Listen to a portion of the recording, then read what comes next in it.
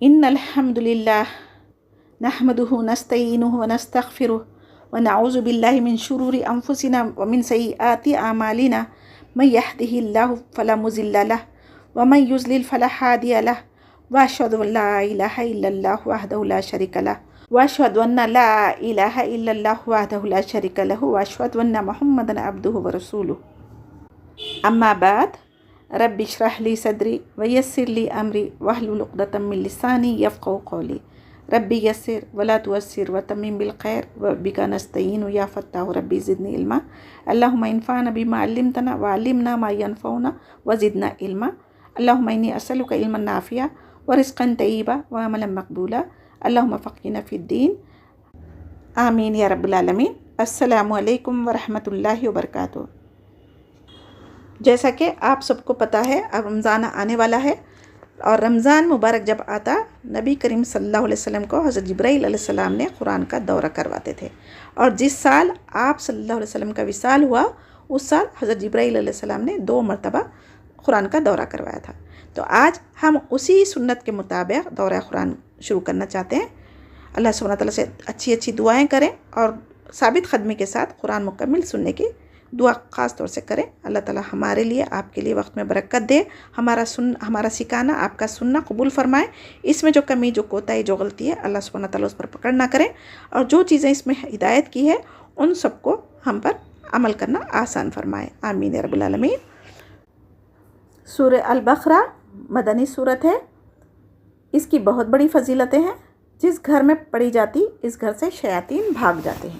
سورہ بقرہ قرآن کی کوہان ہے اور اس کی بلندی ہے.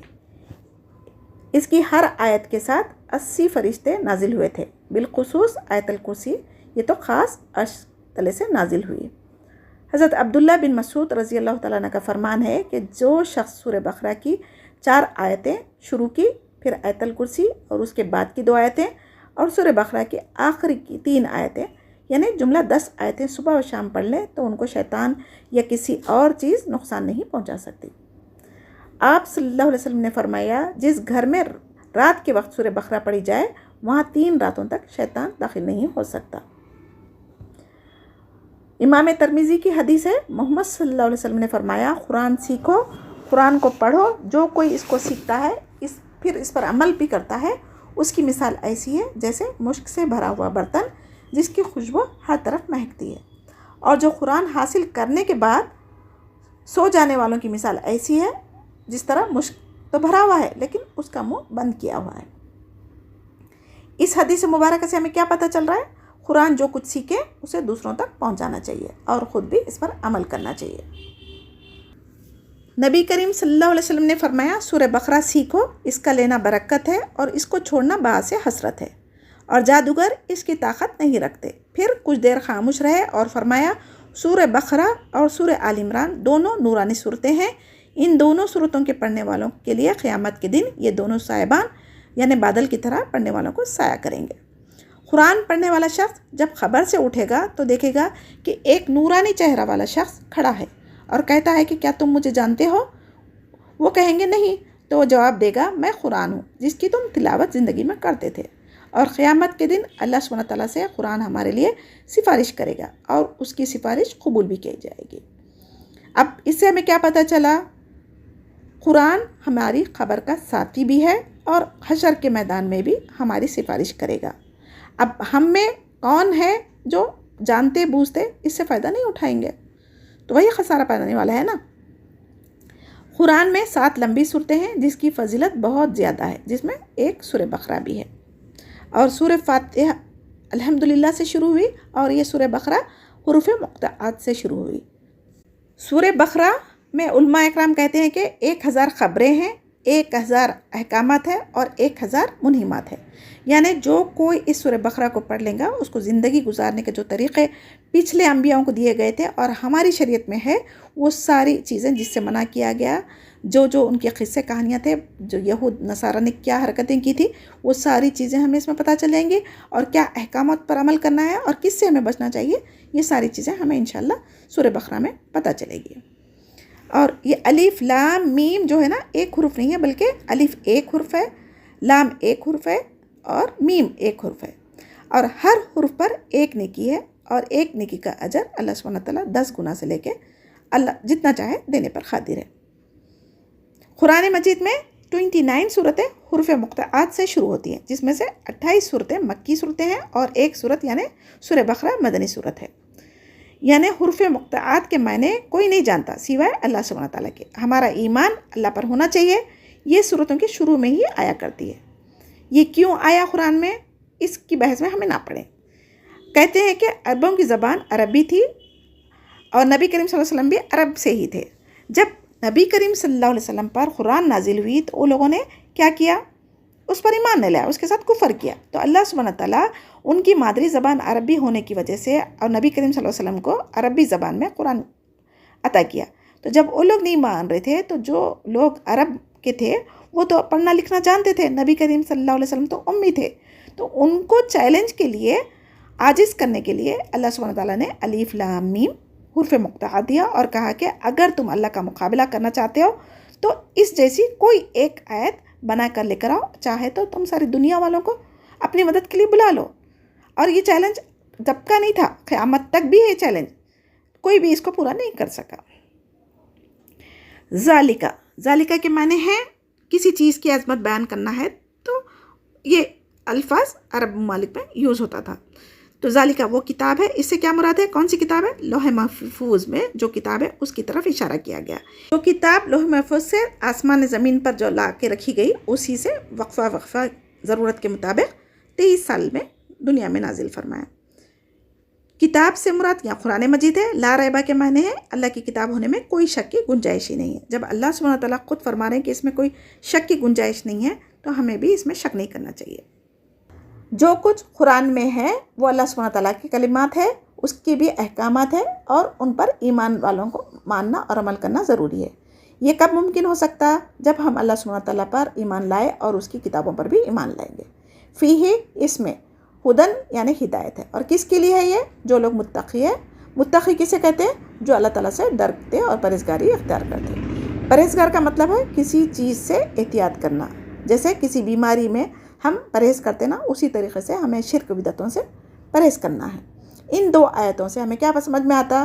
سب سے پہلے حروف الف لام میم سے ہی ہمیں عاجز کر دیا گیا، ہمیں اس کا کوئی علم نہیں ہے۔ اللہ تعالیٰ زیادہ جاننے والا ہے اور علم رکھنے والا ہے۔ اور ہمارے لیے کیا سبق ہے؟ چاہے آپ دنیا کے سب سے بڑے عالم ہو، لیکن اللہ تعالیٰ کے سامنے کچھ بھی آپ کا علم نہیں ہے۔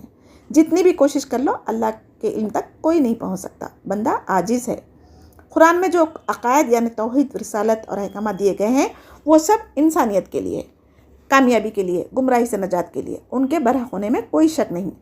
قرآن ساری انسانیت کے لیے ہے اور انسان کے لیے ہدایت اور رہنمائی کرنے کے لیے نازل ہوئی ہے۔ بعض پچھلی کتابیں اور صحیفیں جس کا ذکر قرآن میں موجود ہے وہ کسی خاص نبی اور علاقے کے لیے تھی، مگر ہمارا قرآن ایک ایسی واحد کتاب ہے جو ساری انسانیت کے لیے اتاری گئی ہے۔ لیکن اس سے کون فائدہ حاصل کر سکتے؟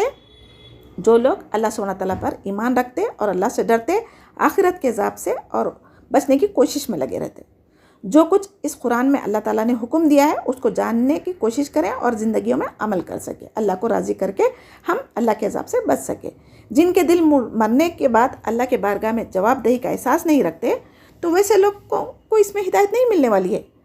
جن کے دل میں ایمان ہی نہ ہو، آخرت کی فکر ہی نہیں رہتی ویسے لوگوں کو، تو نہ ہی وہ ہدایت طلب کریں گے، نہ ہی ان کو اللہ تعالیٰ گمراہی سے بچائے گا۔ ایسے لوگوں کو ہدایت کیسے مل سکتی جو اللہ سے مانگی ہی نہیں؟ اور تقویٰ کیا چیزوں کو کہا جاتا ہے؟ اللہ تعالیٰ پر ایمان، آخرت پر ایمان، جنت دوزخ پر ایمان، مرنے کے بعد ہمارے اعمال کے مطابق حساب ہوگا، جزا و سزا کا مالک اللہ ہے، اللہ کی رضا حاصل کرنے کی کوشش میں لگے رہنا، یہ ساری چیزیں تقویٰ والوں میں رہتی ہے۔ اس میں کیا باتیں آ جاتی ہے؟ اس میں یعنی جو کچھ ہم عبادتیں کرتے جیسے نماز، روزہ، صدقات، خیرات کرتے، اس پر کبھی بھی ہمیں غرور تکبر نہ کرنا چاہیے، بلکہ اللہ تعالیٰ اس کو قبول کیا یا نہیں کیا اس کی فکر کرنی چاہیے۔ اکثر ہم اپنے اعمال کو ریاکاری، تکبر کی وجہ سے ضائع کر لیتے ہیں۔ تقویٰ کے معنی انسان کے دل میں تڑپ ہونا چاہیے اللہ کو راضی کرنے کی، اور حلال کمائی کمانا چاہیے، جھوٹ سے بچنا چاہیے، دھوکہ بازی نہ کرنا، چوری چغلی، جھوٹ، غیبت، زنا، قتل وغیرہ، یہ سب چیزوں سے بچنا چاہیے، اور جو کچھ ہم حلال کما رہے ہیں اس میں سے اللہ تعالیٰ کی راہ میں خرچ بھی کرنا چاہیے۔ قرآن کی چند صورتوں کو وظیفے کے طور پر پڑھ لینا کافی نہیں ہے، بلکہ قرآن کی تلاوت ہر دن کرنی چاہیے، چاہے وہ 1 یا 2 آیت ہی کیوں نہ ہو، اس کو سمجھ کر معنوں پر غور کر کے پڑھنا چاہیے، اس میں غور و تدبر بھی کرنا چاہیے تاکہ ہم اس کے مطابق اپنے اخلاق بنا سکیں، ورنہ جاہلوں کی طرح، جانوروں کی طرح زندگی گزاریں گے اور علم نہیں ہونے کی وجہ سے ہم اندھی تقلید کر کے اپنے آپ کو گمراہی میں ڈالیں گے، اپنی نسلوں کو بھی تباہ برباد کریں گے۔ اب میں یہاں پر ایک مین بات بتانا چاہوں گی، جیسا کہ سورہ فاتحہ میں ہم نے اہدنا الصراط المستقیم پڑھا تھا، تو اس کا کیا مطلب تھا؟ اللہ ہمیں صراط المستقیم پر چلا، تو اب یعنی سیدھے راستے پر چلنے کی جب آپ نے دعا مانگی تو اللہ تعالیٰ نے فوراً اس کے بعد اسی صورت میں وہ تمام چیزیں بیان کر دی جس سے ہمیں ہدایت مل سکتی ہے۔ اب متقین کے لیے ہدایت تھی، اب دیکھنا آیت نمبر 3 میں الذین یؤمنون بالغیب، اس سے کیا مراد ہے؟ تمام امور غیب جن کو انسان نہیں دیکھ سکتا، جیسے اللہ تعالیٰ کو نہیں دیکھ سکتے، فرشتوں کو نہیں دیکھ سکتے، فرشتوں پر ایمان ہے ہمارا، وحی کو ہم نہیں دیکھ سکتے لیکن اس پر بھی ایمان ہے، آسمانی کتابوں کو ہم نے نہیں دیکھا لیکن اس پر بھی ایمان ہے، جنت دوزخ بھی نہیں دیکھے لیکن ایمان ہے ہمارا، تو قیامت کے دن پر یقین ہے، عذاب قبر کو بھی کوئی نہیں دیکھا لیکن یقین ہے، تقدیر پر ایمان، نفع نقصان کا مالک صرف اللہ تعالیٰ کو سمجھنا، یہ تمام چیزیں ایمان کا حصہ ہے۔ ان چیزوں میں سے کسی ایک کا انکار کرنا کفر ہے جو انسان کو گمراہی کی طرف لے جاتی ہے۔ یقیمون الصلاۃ معنی ہے نماز کو قائم کرو، سب سے پہلا حکم عبادت میں سے جس کا آیا وہ نماز کا آیا، نماز کو پڑھنے کے لیے نہیں کہا گیا بلکہ قائم کرو کہا گیا ہے۔ قائم کرنا کس کو کہتے ہیں؟ سب سے پہلے ہم جب نماز کا ارادہ کرتے ہیں تو طہارت کا خیال رکھنا چاہیے، کپڑوں کا پاک ہونا ہے، جگہ کا پاک ہونا، پھر تعوذ پڑھنا، وضو کرنا، قبلہ رخ ہونا، وقت کی پابندی کے ساتھ ادا کرنا، نیت یعنی ارادہ کرنا، پھر رکوع سے قیام تلاوت کرنا، قیام کرنا، پھر رکوع کرنا، سجدہ کرنا، اس کے بیچ میں تسبیح پڑھنا، اللہ تعالیٰ کی بڑائی بیان کرنا، قاعدہ، پھر سلام پھیرنا، یہ ساری چیزیں اللہ سبحانہ تعالیٰ کی نماز کو قائم کرنے میں۔ ایسے نہیں کہ کووں کی طرح جلدی جلدی آئے آخر وقت میں آئے 4 ٹھونک مارے اور اٹھ گئے، ایسی نماز کو اللہ سبحانہ تعالیٰ نہیں قبول کرتا، نہ ہی اللہ سبحانہ تعالیٰ کو ایسی نماز کی ضرورت ہے۔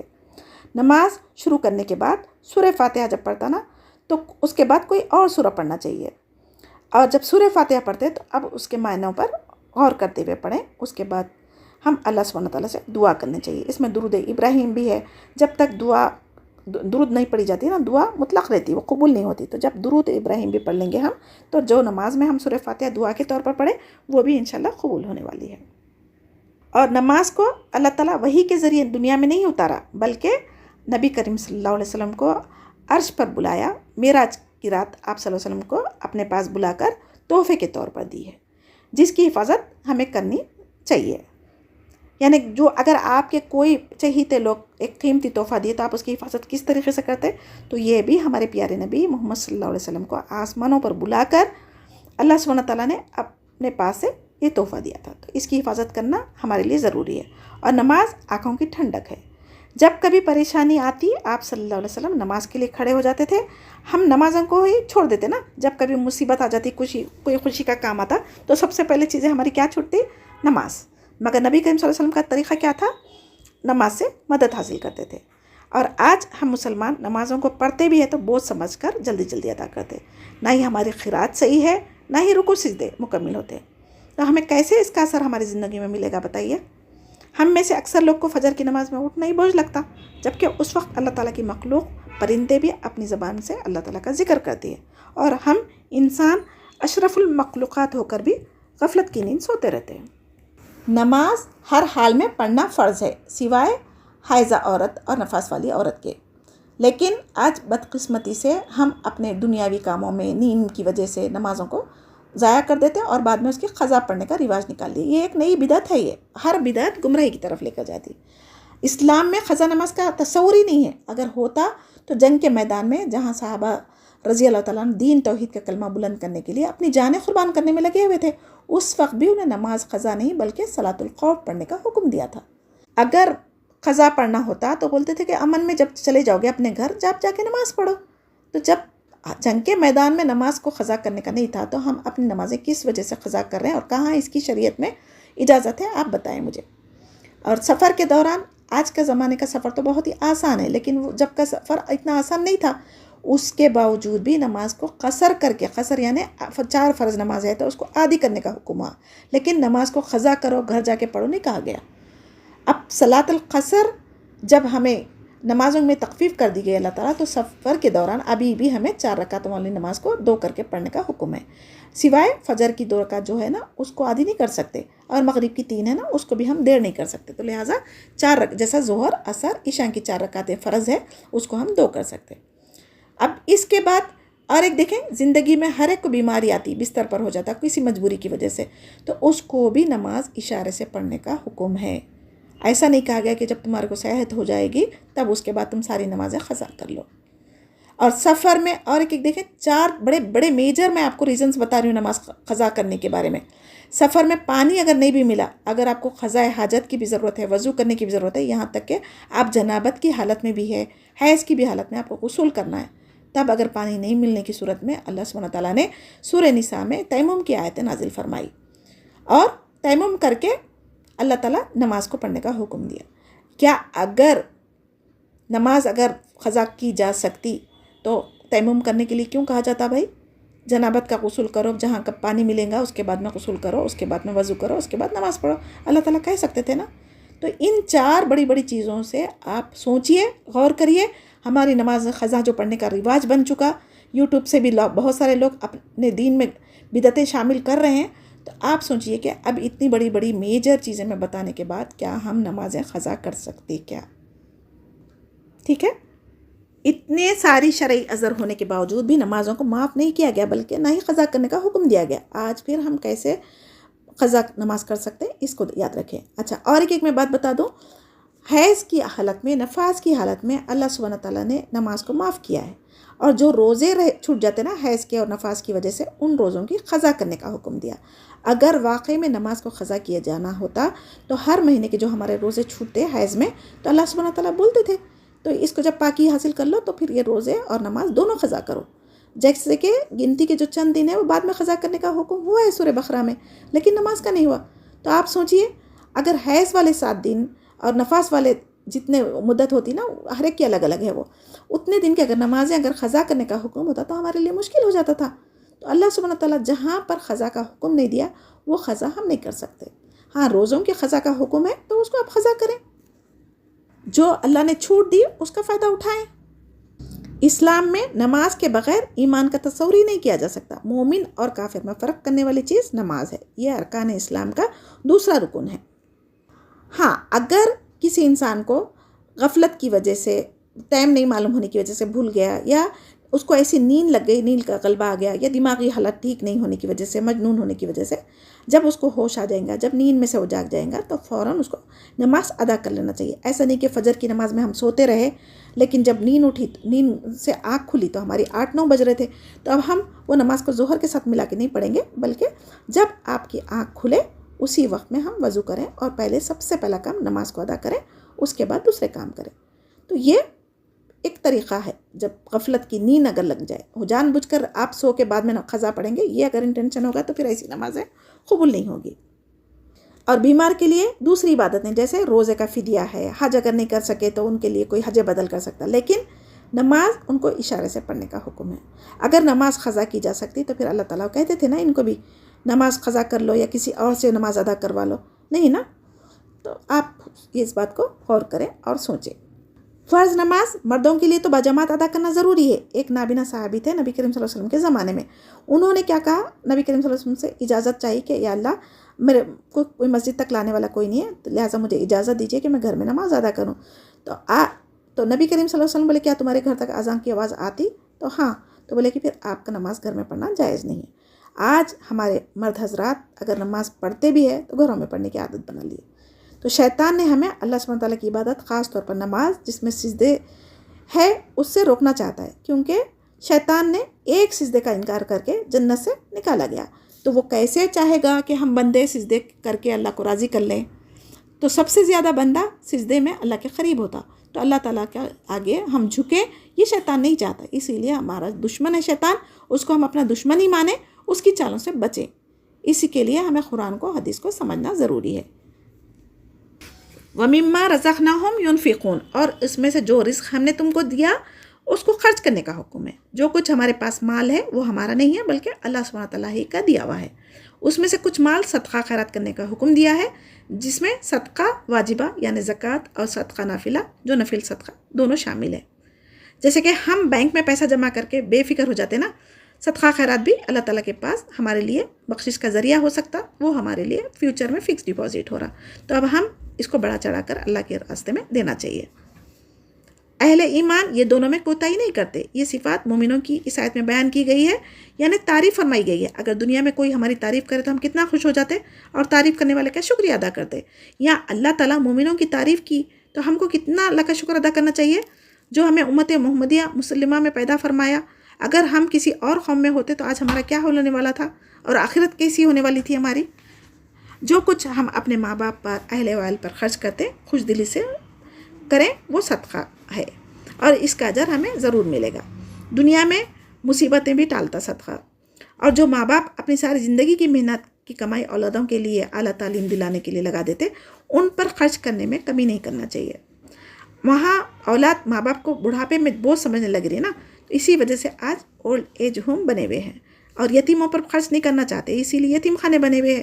تو ہمیں ان غلطیوں سے توبہ کرنا چاہیے. اور اولاد چاہے وہ لڑکا ہو یا لڑکی، اسلام میں دونوں برابر ہے اور اولاد ہمارے لیے نعمت ہے اور اولاد امانت بھی ہے. قیامت کے دن ہم سے نعمتوں کا سوال کیا جائے گا اور امانتوں کا حساب لیا جائے گا. اگر ہم ان کی تربیت قرآن و حدیث کی تعلیمات کے ذریعے کریں گے تو وہ دنیا کے اعلیٰ سے اعلیٰ تعلیم حاصل کر لیں، وہ آپ کے لیے فائدہ نہیں ہوگی. لیکن صدقہ جاریہ اگر بنانا چاہتے ہیں تو ان کو قرآن و حدیث کی تعلیمات ضرور دلائیں اور امت مسلمہ کا نام بھی روشن کریں گے. پھر یہ جب اچھے ڈاکٹر بنیں گے اور اسلام کے حقوق بھی ان کو پتہ ہوں گے، اسلام کے احکامات بھی پتہ ہوں گے، تو وہ دین اور دنیا دونوں لے کے چلیں گے نا. آج افسوس کے ساتھ میں کہنا چاہتی ہوں کہ آج ہماری اولادیں غیر قوم کی اندھی تقلید میں اتنا آگے نکل چکی ہے کہ وہ خود کو مسلمان کہنے سے بھی ڈرتے ہیں. ابھی بھی ہمارے پاس وقت ہے. اللہ کے لیے قرآن و حدیث کو سمجھ کر پڑھیں اور اپنی اصلاح کریں اور اپنی نسلوں کی حفاظت فرمائیں. اور میں چاہوں گی کہ اس ماہ رمضان میں ہم یہ چیزوں کو عمل میں لائیں تاکہ ہماری اس رمضان کی عبادتیں پہلے سے بہتر ہو اور ہماری بخشش کے لیے ذریعہ بن جائے. آمین یا رب العالمین. جب انسان کو مرنے کے بعد صدقے کے فائدے کے بارے میں پتہ چلے گا تو وہ صرف یہ خواہش کرے گا کہ مجھے اس کو دوبارہ دنیا میں بھیجے، وہ پھر سے صدقہ کرے. اور ایک شہید ہے وہ بھی ایک دوبارہ زندگی کی خواہش کرے گا تاکہ اس کو شہادت کا اجر پھر دوبارہ ملے. والذین یؤمنون بما انزل الیک وما انزل من قبلک وبالآخرۃ هم یوقنون. ایمان لاتے ہیں اس پر جو آپ صلی اللہ علیہ وسلم کی طرف اتارا گیا اور جو آپ سے پہلے اتارا گیا، اور وہ آخرت پر بھی یقین رکھتے ہیں. اس آیت میں امت محمدیہ کے بارے میں تعریف کی گئی ہے، جو قرآن پر بھی ایمان رکھتے ہیں اور جو آپ صلی اللہ علیہ وسلم سے پہلے انبیاء پر نازل ہو ان سب پر بھی ایمان رکھتے ہیں اور آخرت کے دن پر بھی یقین رکھتے ہیں. یقین مانے ایمان سے زیادہ. وہی اور رسالت کا سلسلہ محمد صلی اللہ علیہ وسلم پر ختم کر دیا گیا، تو اب اسی لیے آپ کو ختم النبیین کہا گیا. اور آنے والی کتابوں پر بھی ایمان لانے کا حکم اللہ ضرور دیتے تھے. اگر کوئی کتاب آنے والی ہوتی تو ختم کا مطلب کیا ہے؟ سیل. تو جب کوئی آفیشیل لیٹر دیکھتے ہیں آپ تو اس پر ان میں سیل لگی ہوتی نا، اسٹیمپ لگا ہوتا نا. تو جہاں لیٹر کا موضوع ختم ہو رہا ہے اسی طرح نبوت کا سلسلہ بھی آپ صلی اللہ علیہ وسلم پر ختم ہو چکا. جب قیامت سے پہلے مہدی علیہ السلام اور عیسیٰ علیہ السلام آئیں گے تو وہ بھی اپنی شریعت پر نہیں بلکہ شریعت محمدیہ صلی اللہ علیہ وسلم پر اور قرآن کی تعلیمات پر ہی عمل کریں گے اور اسی کی تبلیغ کریں گے. اولئک علی ھدی من ربہم واولئک ھم المفلحون. یہی لوگ اپنے رب کی طرف سے ہدایت پر ہے اور یہی لوگ فلاح و نجات پانے والے ہیں. ان الذین کفروا سواء علیہم اانذرتہم ام لم تنذرہم لا یؤمنون. کافروں کو آپ کا ڈرانا یا نہ ڈرانا برابر ہے، یہ لوگ ایمان نہیں لائیں گے. لا یؤمنون سے کیا مراد ہے؟ پچھلی آیت میں جو شرائط دی گئی تھی اس پر صرف کافر ضد و تکبر کی وجہ سے وہ ایمان نہیں لائیں گے، جس کی وجہ سے آیت 7 میں اللہ تعالیٰ نے ان کے دلوں پر، کانوں پر اور آنکھوں پر مہر لگا دی اور پردے ڈال دیے فرمایا ہے. ختم اللہ علی قلوبہم وعلی سمعہم وعلی ابصارہم غشاوہ ولہم عذاب عظیم. جس کی وجہ سے وہ لوگ آنکھ پہ، کان پہ، دل پہ اللہ تعالیٰ نے مہر ڈالنے کی وجہ سے حق بات دیکھ نہیں سکتے، حق بات بول نہیں سکتے، حق بات سن نہیں سکتے. اللہ تعالیٰ ان کو محروم کر دیا. کیوں؟ ان کے اعمال بد کے نتیجوں پہ ان کے دل بھی کالے ہو گئے اور مہر لگا دیا گیا ان کو. رسول کریم صلی اللہ علیہ وسلم نے فرمایا جب بندہ گناہ کرتا ہے تو اس کے دل پر ایک سیاہ نقطہ لگا دیا جاتا، پھر وہ توبہ استغفار کر لیتا تو وہ صاف ہو جاتا. جو گناہ پر گناہ کرتے جاتے نا استغفار بھی نہیں کرتے نا، پھر ان کا دل سیاہ ہو جاتا ہے. تو دلوں پر مہر کب لگتی؟ حق کا انکار اللہ کے ساتھ شریک ٹھہرانے پر، گناہوں کی کثرت، جب دل پر مہر لگ جاتی ہے تو پھر بیمار دل اچھے برے کا شعور نہیں رکھتے اور یہ کفر میں مبتلا ہو جاتے۔ سورہ بقرہ کی 1 سے لے کے 5 تک آیتوں میں مومنوں کے بارے میں تھی، اور 6 اور 7 میں کافروں کا ذکر کیا گیا، پھر 8 سے لے کے 20 آیتوں تک منافقوں کا ذکر کیا گیا ہے۔ منافق کسے کہتے ہیں؟ یہ خود کو مسلمان ظاہر کرتے تھے مگر دلوں میں ان کے ایمان نہیں ہوتا تھا۔ ان کے دل دنیا کی طرف جھکے ہوتے تھے، جہاں فائدہ نظر آتا وہاں جھک جاتے تھے۔ ان کے دل ایمان کی لذت سے محروم ہوتے تھے۔ ایسے لوگوں دنیا میں فائدہ حاصل کر لیں گے لیکن آخرت میں عذاب ان کو دردناک ملنے والا ہے۔ عمل صالح کرنے کے لیے ہمیں علم کا ہونا ضروری ہے، خالص نیت ہونا ضروری ہے اور صبر۔ اللہ تعالیٰ اپنے بندوں کے ہاتھ دعا کے لیے اٹھتے ہیں تو خالی نہیں لوٹاتا۔ وَمِنَ النَّاسِ مَن يَقُولُ آمَنَّا بِاللَّهِ وَبِالْيَوْمِ الْآخِرِ وَمَا هُمْ بِمُؤْمِنِينَ۔ بعض لوگ کہتے ہیں کہ ہم اللہ تعالیٰ پر اور قیامت کے دن پر ایمان رکھتے ہیں، لیکن در حقیقت وہ ایمان والے نہیں ہیں۔ یخادعون اللہ والذین آمنوا وما یخدعون الا انفسهم وما یشعرون، اور اللہ تعالیٰ کو اور ایمان والوں کو دھوکہ دیتے ہیں لیکن دراصل وہ خود اپنے آپ کو دھوکہ دے رہے ہیں مگر سمجھتے نہیں۔ فی قلوبہم مرض فزادہم اللہ مرضا ولہم عذاب علیم بما کانوا یکذبون۔ ان کے دلوں میں بیماری تھی، اللہ تعالیٰ نے انہیں بیماری میں مزید بڑھا دیا اور ان کے جھوٹ کی وجہ سے ان کے لیے دردناک عذاب ہے۔ وَإِذَا قِيلَ لَهُمْ لَا تُفْسِدُوا فِي الْأَرْضِ قَالُوا إِنَّمَا نَحْنُ مُصْلِحُونَ، اور جب ان سے کہا جاتا ہے کہ زمین میں فساد نہ کرو تو جواب دیتے ہیں کہ ہم تو صرف اصلاح کرنے والے ہیں۔ أَلَا إِنَّهُمْ هُمُ الْمُفْسِدُونَ وَلَكِنْ لَا يَشْعُرُونَ، خبردار ہو یقیناً یہی لوگ فساد کرنے والے لیکن شعور نہیں رکھتے۔ وَإِذَا قِيلَ لَهُمْ آمِنُوا كَمَا آمَنَ النَّاسُ قَالُوا أَنُؤْمِنُ كَمَا آمَنَ السُّفَهَاءُ أَلَا إِنَّهُمْ هُمُ السُّفَهَاءُ وَلَكِنْ لَا يَعْلَمُونَ، اور جب ان سے کہا جاتا کہ اور لوگوں یعنی صحابہ کی طرح ایمان لاؤ تو جواب دیتے کہ کیا ہم ایسا ایمان لائیں جیسا بے وقوف لائے ہیں، خبردار ہو جاؤ یقیناً یہی بے وقوف ہے لیکن جانتے نہیں۔ وَإِذَا لَقُوا الَّذِينَ آمَنُوا قَالُوا آمَنَّا وَإِذَا خَلَوْا إِلَىٰ شَيَاطِينِهِمْ قَالُوا إِنَّا مَعَكُمْ إِنَّمَا نَحْنُ مُسْتَهْزِئُونَ، اور جب ایمان والوں سے ملتے ہیں تو کہتے ہیں کہ ہم بھی ایمان والے ہیں، اور جب اپنے بڑوں کے پاس جاتے تو کہتے کہ ہم تمہارے ساتھ ہیں، ہم تو ان سے مذاق کر رہے تھے۔ اللہ یستہزئ بہم ویمدہم فی طغیانہم یعمہون، اللہ تعالیٰ بھی ان سے مذاق کرتا ہے اور انہیں ان کی سرکشی اور بہکاوے میں اور بڑھا دیتا ہے۔ اولئک الذین اشتروا الضلالۃ بالہدی فما ربحت تجارتہم وما کانوا مہتدین، یہ وہ لوگ ہیں جنہوں نے گمراہی کو ہدایت کے بدلے میں خرید لیا، بس نہ تو ان کی تجارت ان کو فائدہ پہنچائی نہ یہ ہدایت والے ہیں۔ مثلہم کمثل الذی استوقد نارا، ان کی مثال اس شخص کی طرح ہے جس نے آگ جلائی۔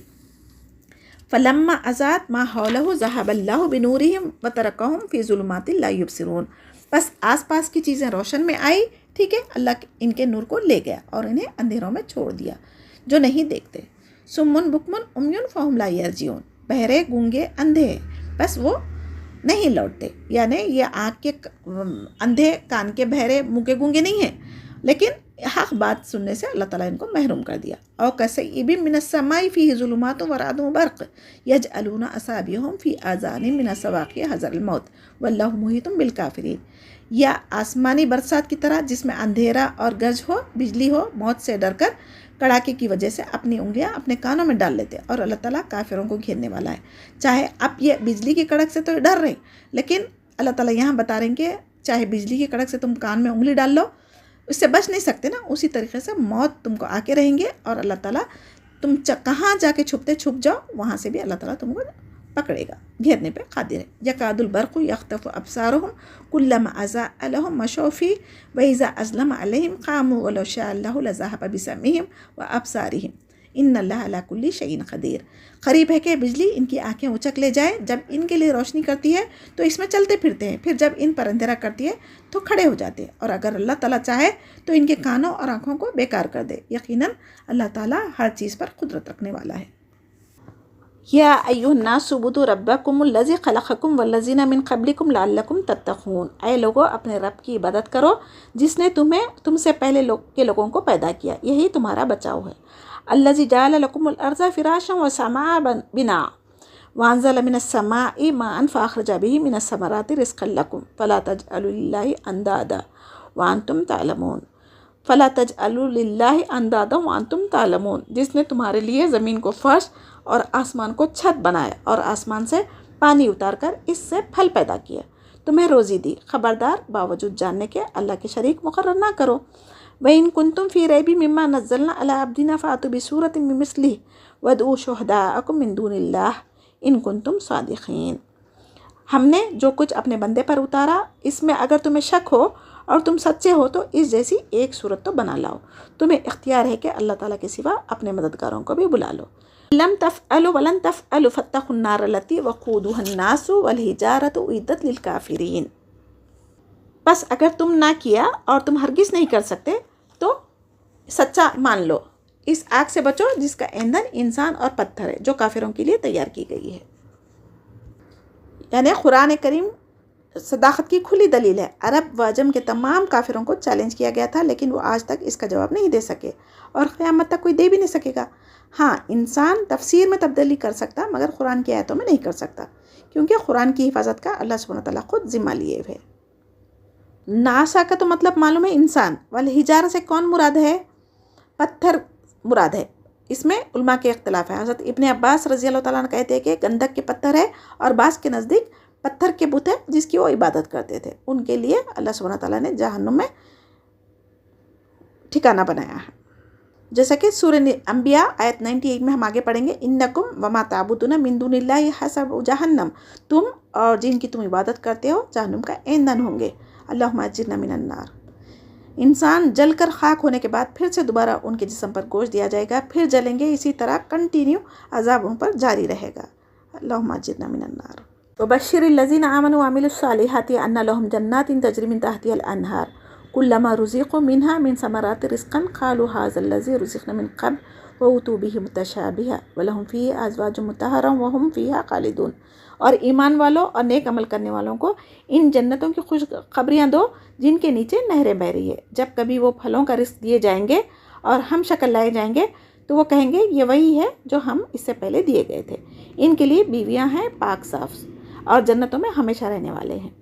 ان اللہ لا یستحی ان یضرب مثلا ما بعوضۃ فما فوقها فاما الذین آمنوا فیعلمون انہ الحق من ربهم واما الذین کفروا فیقولون ماذا اراد اللہ بہذا مثلا یضل به کثیرا ویہدی به کثیرا وما یضل به الا الفاسقین۔ یقیناً اللہ تعالیٰ کسی مثال کے بیان کرنے سے نہیں شرماتا، خواہ مچھر کی ہو یا اس سے بھی ہلکی چیز کی۔ ایمان والے تو اسے اپنے رب کی جانب سے صحیح سمجھتے ہیں۔ کہتے کہ مچھر کی مثال دینے کی کیا ضرورت تھی یہاں پر؟ تو اللہ سبحانہ تعالیٰ چاہے تو مچھر کی بھی مثال دے سکتا، اس سے بھی ہلکی چیز کی مثال دے سکتا۔ آگے والا جس کو سمجھایا جا رہا نا اس کی بھی عقل دیکھ کے اسی کے حساب سے مثالیں دی جاتی نا، تو یہ لوگ اسی مثال کے قابل تھے۔ چاہے تو ایسے مثالوں سے ہدایت پانے والے ہدایت پا لیتے اور بیشتر لوگ گمراہ ہو جاتے۔ تو گمراہ کون ہوتے؟ صرف فاسق لوگ ہی ہوا کرتے۔ الذین ینقضون عہد اللہ من بعد میثاقہ ویقطعون ما امر اللہ به ان یوصل ویفسدون فی الارض اولئک هم الخاسرون۔ جو لوگ اللہ تعالیٰ کے مضبوط عہد کو توڑ دیتے ہیں اور اللہ تعالیٰ نے جن چیزوں کو جوڑنے کا حکم دیا ہے انہیں کاٹتے ہیں اور زمین میں فساد پھیلاتے ہیں، یہی لوگ نقصان اٹھانے والے۔ اب یہاں پر فساد سے کیا مراد ہے؟ اللہ تعالیٰ کا شریک ٹھہرانا۔ کیف تکفرون باللہ وکنتم امواتا فاحیاکم ثم یمیتکم ثم یحییکم ثم الیہ ترجعون۔ تم اللہ کے ساتھ کیسے کفر کرتے ہو حالانکہ تم مردہ تھے، اس نے تمہیں زندہ کیا، پھر تمہیں مار ڈالے گا، پھر زندہ کرے گا، پھر اسی کی طرف لوٹائے جائیں گے۔ یہ پہلے مردہ کا مطلب نطفہ ہے، نطفے کے بعد ماں کے پیٹ میں اللہ تعالیٰ نے اس کی زندگی رکھی، پھر اس کے بعد طبعی زندگی ماں کے پیٹ سے جب پیدا ہوتا پھر طبعی زندگی گزارے گا، اس کے بعد اس کو طبعی موت آئیں گی، پھر اس کے بعد اللہ سبحانہ تعالیٰ قیامت کے دن زندہ اٹھ کرے گا۔ یہ زندگی کے مراحل کے بارے میں بتا دیا۔ هو الذی خلق لکم ما فی الارض جمیعا ثم استوی الی السماء فسواہن سبع سماوات وہو بکل شیء علیم۔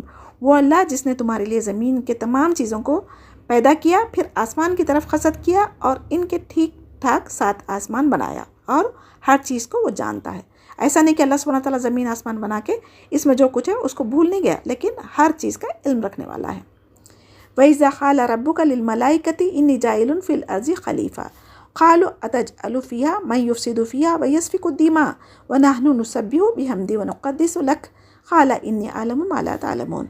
جب تیرے رب نے فرشتوں سے کہا کہ میں زمین میں خلیفہ بنانے والا ہوں، تو انہوں نے کہا ایسے شخص کو کیوں پیدا کرتا ہے جو زمین میں فساد کرے اور خون بہائے، اور ہم تیری تسبیح، ہم پاکیزگی بیان کرنے والے ہیں۔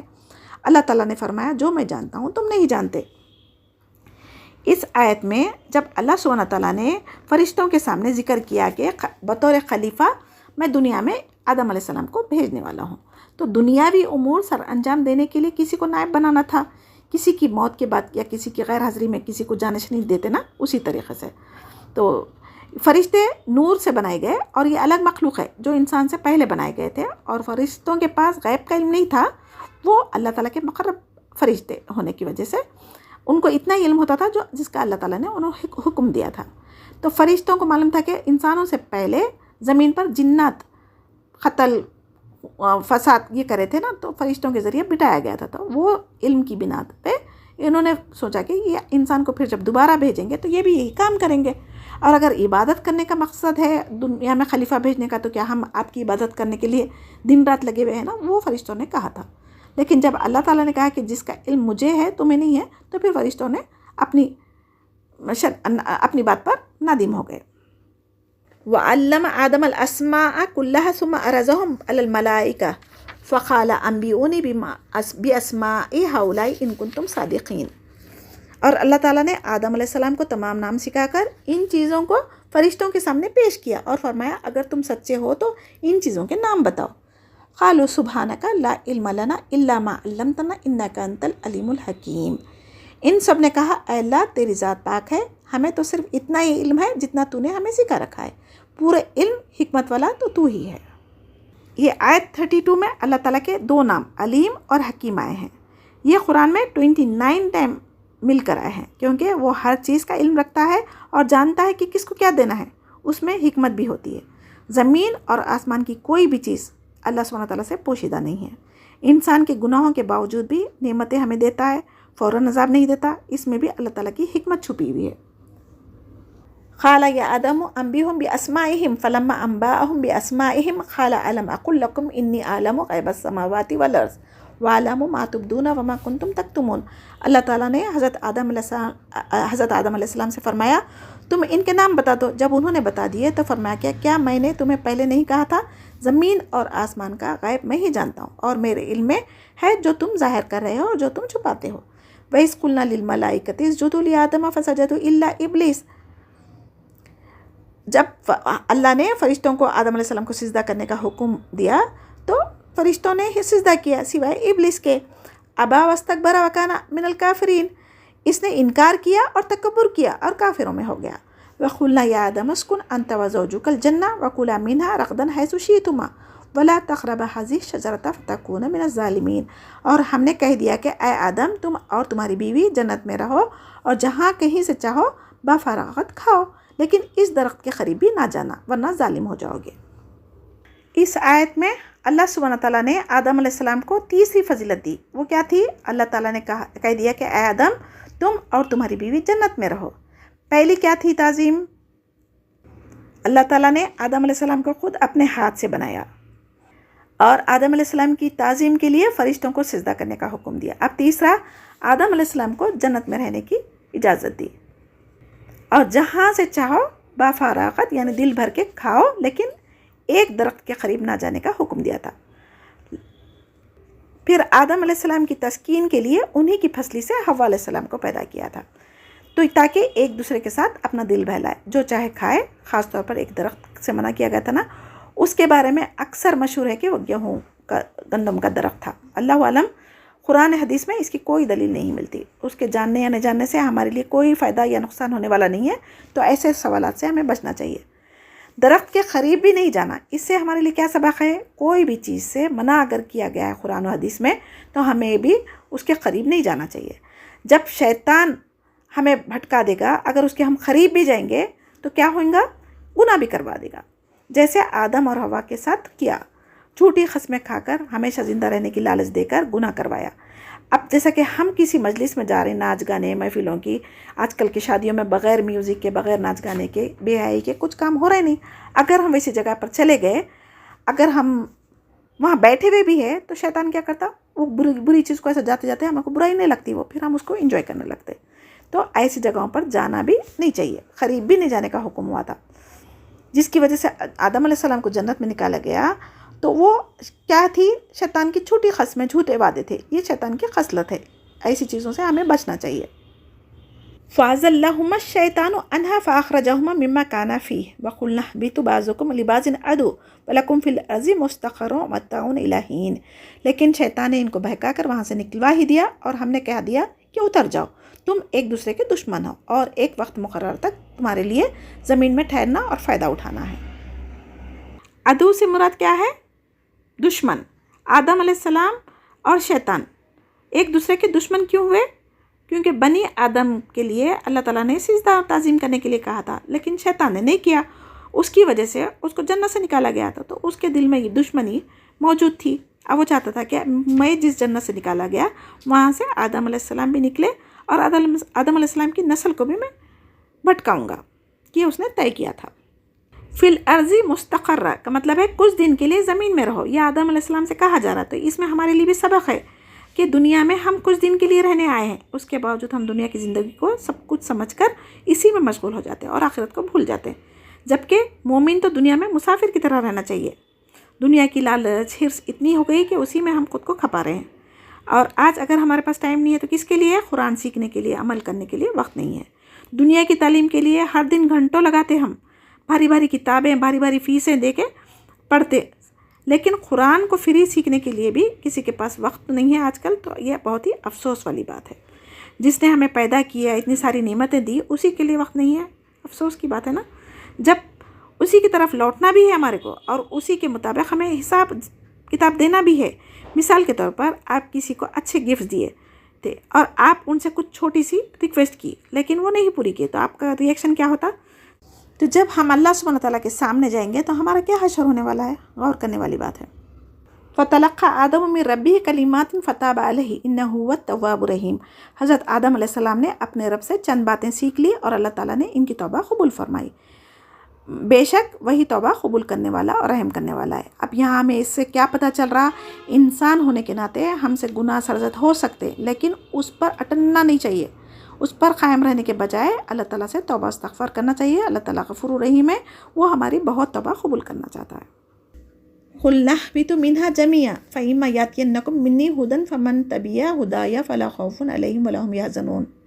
हमने कहा तुम सब यहाँ से चले जाओ, जब कभी तुम्हारे पास मेरी हिदायत पहुँचे तो इसकी ताबदारी करने वालों पर कोई खौफ गम नहीं होगा। वल्लज़ीना कफ़रू व कज़्ज़बू बिआयातिना उलाइका अस्हाबुन नारि हुम फ़ीहा ख़ालिदून। और जो इनकार करके हमारी आयतों को झुटलाएंगे वो जहन्नुमी है और हमेशा इसी में रहेंगे। या बनी इसराइल अस्कुरू नेमती अल्लती अनअमतु अलैकुम व औफ़ू बिअहदिकुम व इय्याया फ़रहबून। ऐ बनी इसराइल, मेरी इस नेमत को याद करो जो मैंने तुम पर अनाम की, और मेरे अहद को पूरा करो, मैं तुम्हारे अहद को पूरा करूँगा और मुझी से डरो। आयत 40 में बनी इसराइल से खुसूसी खिताब किया गया है, क्योंकि बनी इसराइल के पास रसूल और आसमानी किताबें आई थी। इन पर अल्लाह ताला की इनामत बेइंतहा होने के बावजूद आप सल्लल्लाहु अलैहि वसल्लम की निशानियाँ जानते हुए भी वो ईमान नहीं लाए थे, जिसकी वजह से उन्हें जो सज़ाएँ दी गई उसका जिक्र किया गया है। बनी इसराइल पर 10 अनामात, उनकी 10 बदआमलियों पर दी गई सज़ाओं का जिक्र आयत 147 तक किया गया है। वामिनु बिमा अंज़लतु मुसद्दिक़्क़न लिमा माअकुम वला तकुनु अव्वला काफ़िरिन बिही वला तश्तरू बिआयाती समनन क़लीला व इय्याया फ़त्तक़ून। और इस किताब पर ईमान लाओ जो मैंने तुम्हारी किताबों की तस्दीक में नाजिल फरमाई, और इसके साथ तुम भी पहले काफिर ना बनो। मेरी आयतों को थोड़ी थोड़ी कीमत पर ना फ़रोख्त करो और सिर्फ मुझ ही से डरो। इसका मतलब ये नहीं है कि जब ज़्यादा माल दौलत मिल जाएगा तो उसको फ़रोख्त कर सकते, ऐसा हरगिज़ नहीं है। अल्लाह ताला के आखिरत के मामले में दुनिया में जब से दुनिया बनी क़यामत तक दुनिया में जितनी भी चीज़ें हैं, उतनी सारी चीज़ें, माल दौलत जो भी है, क़ारून के ख़ज़ाने होने दो, चाहे वो फ़िरौन के या हामान के, लुक़मान के, जो भी होने दो, वो सब अल्लाह ताला के आखिरत के बदले में क़लील है, बहुत थोड़ी है। और ये किताब अल्लाह सुब्हानहू ताला की तमाम पिछली किताबों की तस्दीक करने वाली है, और उनकी किताबों में ये किताब का भी नबी करीम सल्लल्लाहु अलैहि वसल्लम के बारे में भी था। उतना सारा इल्म रखने के बाद भी ये लोग क्या करें, हसद तकब्बुर की वजह से, क्योंकि नबूवत बनी इसराइल से निकल के بنی اسماعیل میں منتقل ہو گئی تھی نا، تو وہ ان کو جو ان کا سالوں سے، ان کی صدیوں سے جو ان کا رواب تھا، دبدبا تھا، بڑے علم والے سمجھتے تھے اپنے آپ کو، اللہ کے چہیتے سمجھتے تھے، وہ رواب حسد کی وجہ سے ان لوگوں نے نبی کریم صلی اللہ علیہ وسلم کو نہیں مانا۔ تو یہاں پر بتا رہے ہیں کہ تم اللہ تعالیٰ کی نشانیاں جانتے تھے، اس کے باوجود تم کفر کر رہے ہیں، اور یہ دنیا کمانا ان کا مقصد تھا نا، تو دنیا کا مال متاع وہ بہت ہی قلیل ہے آخرت کے بدلے میں۔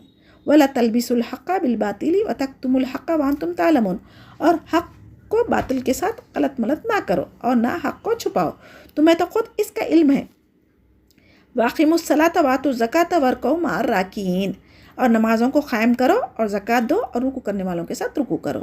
أَتَأْمُرُونَ النَّاسَ بِالْبِرِّ وَتَنْسَوْنَ أَنفُسَکُمْ وَأَنْتُمْ تَتْلُونَ الْکِتَابَ أَفَلَا تَعْقِلُونَ، کیا لوگوں کو بھلائیوں کا حکم دیتے اور خود اپنے آپ کو بھول جاتے باوجود کہ تم کتاب پڑھتے ہو؟ کیا تم اتنے بھی سمجھ نہیں رکھتے؟ تو اس آیت سے ہمارے بھی لوگوں کے لیے ہے، ہم قرآن کا علم جانتے بوجھتے، لیکن پھر اپنی اولادوں کو غیر شرعی رسومات میں مبتلا کرتے۔ تو اللہ تعالیٰ یہاں پر کیا گلا کر رہے ہیں؟ علم رکھنے کے باوجود جو بھی اللہ تعالیٰ کی نافرمانی کرتے اور دوسروں کو تو دین کی تعلیمات دیتے لیکن خود اس پر عمل نہیں کرتے، تو ایسے لوگوں کی سخت پکڑ ہونے والی ہے۔ وَاسْتَعِینُوا بِالصَّبْرِ وَالصَّلَاةِ وَإِنَّهَا لَكَبِیرَةٌ إِلَّا عَلَى الْخَاشِعِینَ، اور صبر نماز کے ساتھ مدد طلب کرو، یہ چیز شاق ہے مگر ڈر رکھنے والوں کے لیے۔ یہ کس کے لیے؟ ایمان والوں کے لیے کہا جا رہا۔ نماز پڑھنا، صبر کرنا، یہ یعنی اللہ تعالیٰ سے مدد طلب کرنا، یہ مشکل ضرور ہے لیکن جو اللہ سے ڈرتے ان کے لیے آسان ہے۔ الذین یظنون انہم ملاقو ربہم وانہم الیہ راجعون، جو جانتے ہیں کہ اپنے رب سے ملاقات کرنے والے ہیں اور اس کی طرف لوٹ کر جانے والے ہیں۔ یا بنی اسرائیل اذکروا نعمتی التی انعمت علیکم وانی فضلتم علی العالمین، اور اے اولاد یعقوب، میری اس نعمت کو یاد کرو جب میں نے تم پر انعام کی اور میں نے تمہیں تمام جہاں والوں پر فضیلت دی۔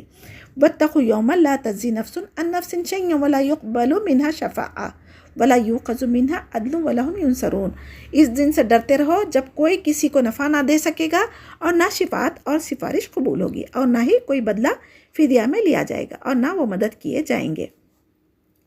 وَإِذْ نَجَّيْنَاكُمْ مِنْ آلِ فِرْعَوْنَ يَسُومُونَكُمْ سُوءَ الْعَذَابِ يُذَبِّحُونَ أَبْنَاءَكُمْ وَيَسْتَحْيُونَ نِسَاءَكُمْ وَفِي ذَلِكُمْ بَلَاءٌ مِّن رَبِّكُمْ عَظِيمٌ، اور جب ہم نے تمہیں فرعون سے نجات دی، تمہیں بدترین عذاب دیتے تھے، وہ تمہارے لڑکوں کو مار ڈالتے تھے اور تمہاری لڑکیوں کو چھوڑ دیتے تھے۔ اس نجات دینے کے باوجود تم اپنے رب کی مہربانی کو کیسے بھول سکتے؟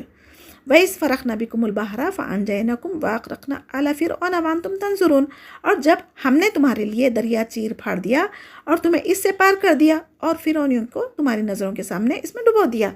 وَإِذْ وَعَدْنَا مُوسَىٰ 40 لَيْلَةً ثُمَّ اتَّخَذْتُمُ الْعِجْلَ مِن بَعْدِهِ وَأَنْتُمْ ظَالِمُونَ، اور ہم نے حضرت موسیٰ علیہ السلام سے 40 راتوں کا وعدہ لیا تھا، پھر جب وہ کوہ طور پر گئے تو تم نے اس کے بعد بچڑا پوجنا شروع کر دیا اور تم ظالم بن گئے۔ ثم عفونا عنکم من بعد ذلک لعلکم تشکرون، لیکن ہم نے باوجود اس کے پھر بھی تمہیں معاف کر دیا تاکہ تم شکر کرو۔ وَإِذْ آتَيْنَا مُوسَى الْكِتَابَ وَالْفُرْقَانَ لَعَلَّكُمْ تَهْتَدُونَ، اور ہم نے حضرت موسیٰ علیہ السلام کو تمہاری ہدایت کے لیے کتاب اور معجزے عطا فرمائے۔